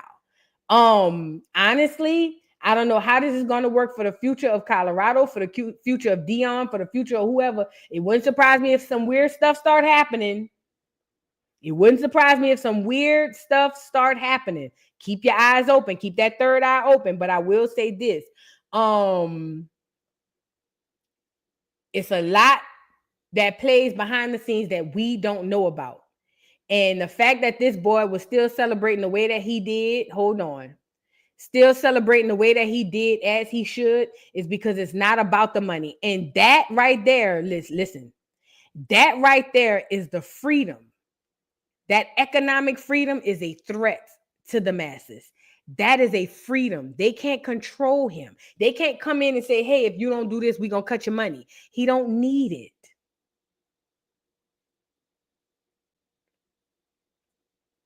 See, when you do what you love because you can, that hit different from doing what you have to do. You see what I'm saying? Because you got to. He don't need the money. They could have paid him $5. He still would have went. He don't need the money. That economic freedom is a threat to the dominant society. It is. It's a huge threat. They need everybody controlled and under the thumb. And the fact that this boy isn't, it is what it is. I think that I'm happy for him. He got to the league. I hope that he get in and show his ass. I hope he get in and show his naturally black ass. Yes, I do. I hope he get in and shock the waves all over the country so where they couldn't do nothing but doggone have him come back. I mean, go sign him to a bigger deal. And let me say this too. I've been paying attention. I haven't been watching football in a couple of years since I realized it's all cap. But I've been paying attention. I need you Negroes to pay attention as well. They done already co-opted the NBA. The NBA is full of foreigners, clears, and half-breeds. It's very few Negroes in the NBA. It's a whole bunch of foreigners. They're doing the same thing with football. They're going over there to Ghana. They're going over there to them small huts in Africa, bringing them families over here, and they're creating football players. They are taking you out of the conversation like they did baseball. Remember when we owned baseball? Remember? They're doing the exact same thing with all these sports. There's a reason why we're so good at these sports, because it's stuff we've always done. There's nothing new under the sun. Everything you did has already been done. Okay? They trying to wash you up out of your history because those sports are still your history. Same way they did baseball. You be hard pressed to find an American Negro in baseball 2025. It's mostly foreigners and cosplayers and clears. That's the same thing they're doing with football. That's why the Emmanuel Ochos and all these niggas on the line with long ass last names. Shout out to them. No shade, but I'm just saying they go and get them.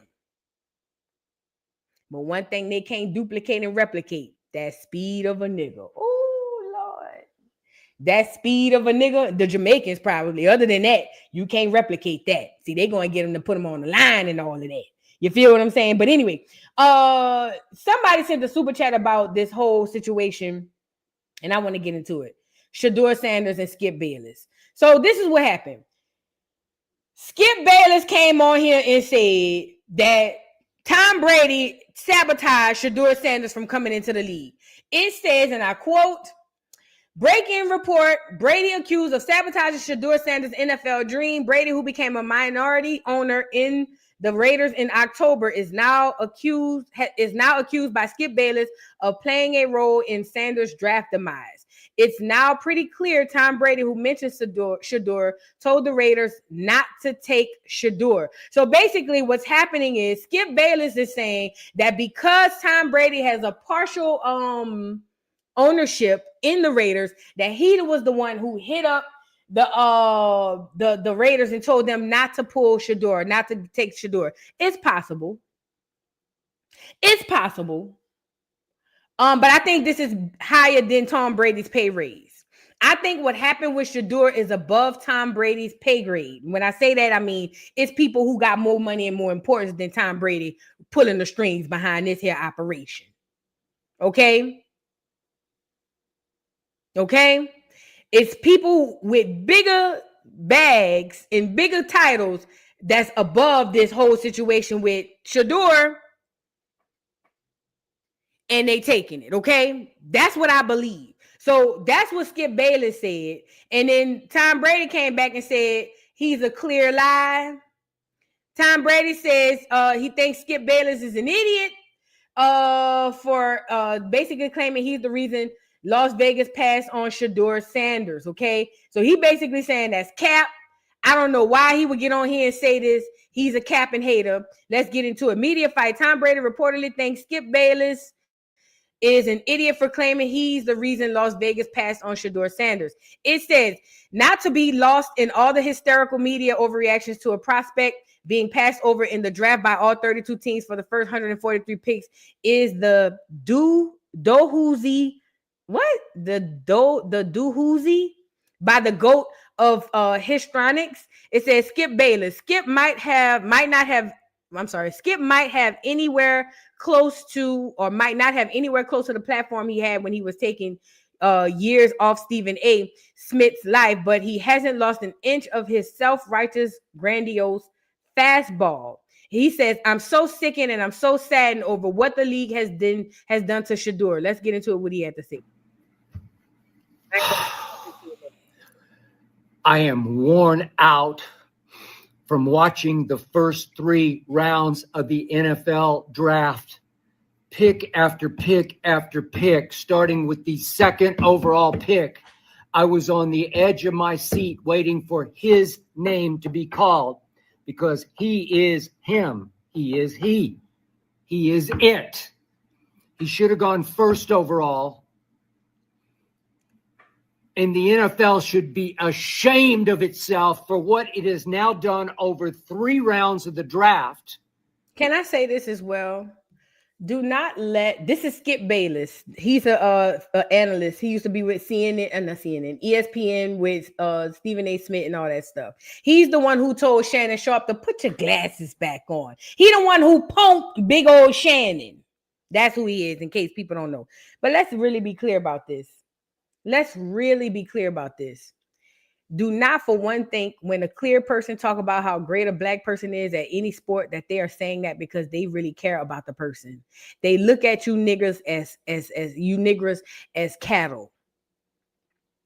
If anybody who's ever worked with animals, you know which animal is your strongest, which animal is your most reliable, and you typically treat that animal much better than the rest because you need said animal. This is how the clears look at not only NFL players, NBA players, AAU players, little bitty boys, little bitty kids coming up. They look at them as assets and animals, cattle.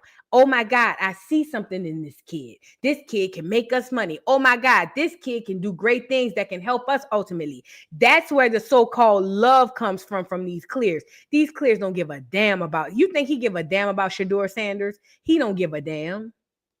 He could care less. And one thing I learned about the clears, money gonna always talk and bullshit gonna always walk. They'll battle each other behind that bridge. You got to know that. And if it's cutting down to their bottom line, they're gonna go in on each other behind that. You got to know that. You feel what I'm saying? But don't get it twisted because he's speaking highly of Shadur that he gives a damn about Shadur. He don't give no damns about Shadur just as much as he don't give a damn about Shannon. He is a clear over here playing in the gambling game like they did back in the day with the Mandigo fighting and all that other stuff. That's all he is. That's it. That's all. I'm gonna give him 2 more seconds and then we're gonna move on because I'm not buying it. To Shadur Sanders, I'm worn out because I'm so sickened and I'm so saddened over what this league just did to this kid and in turn to his father. I've been doing this for a long time. You can look at my track record on the draft. I'm pretty good, especially at the quarterbacks, at picking the quarterbacks. I would have taken Shadur Sanders first overall, and I dug in on this before the college football season even started. I would have taken him second overall if I were the Cleveland Browns. I definitely would have taken him 3rd overall if I were the New York Football Giants.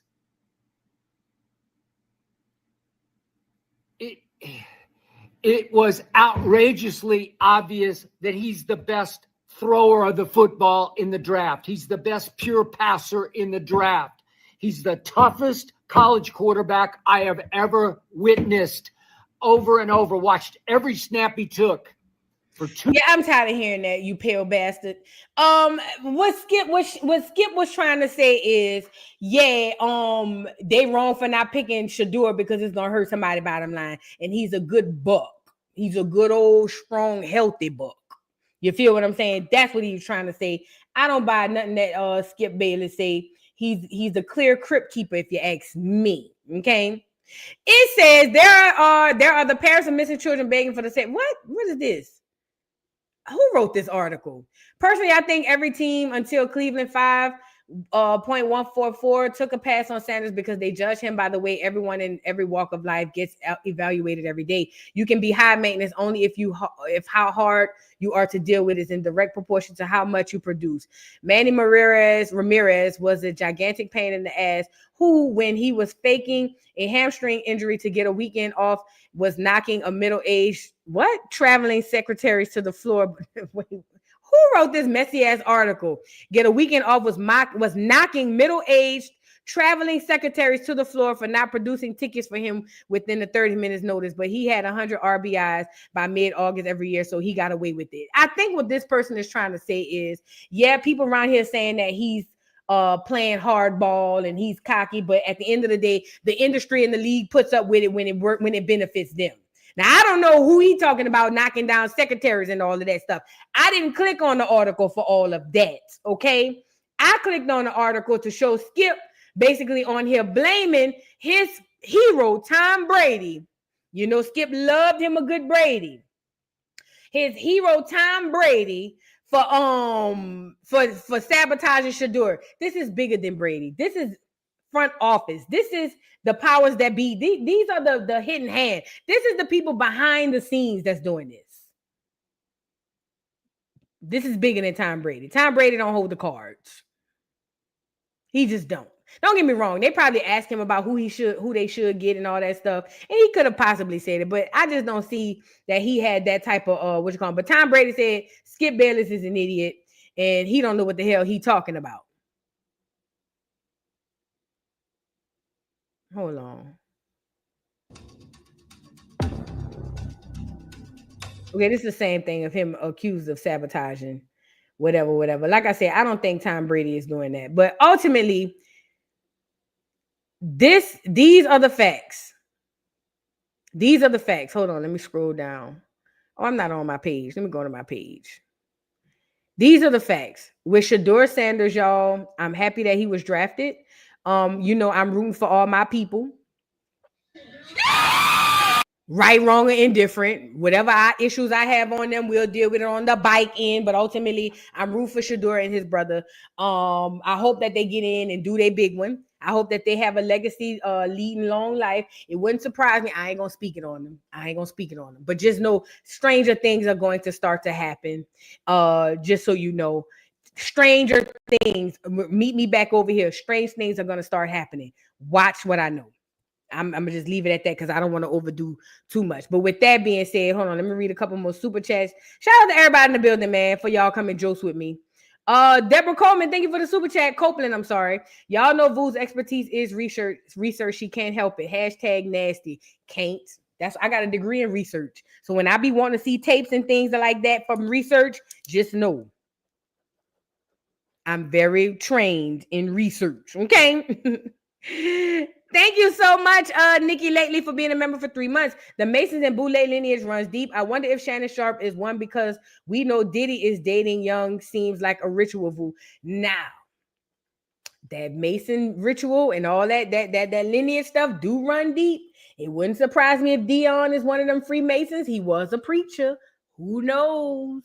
And who knows with Shannon and his brother? Their granddaddy could have been a Mason. You know what I'm saying? Who knows, child? You never know. But it wouldn't surprise me with none of it. Portia, thank you for the super chat. I'm glad they stayed themselves and positive the whole time. The only person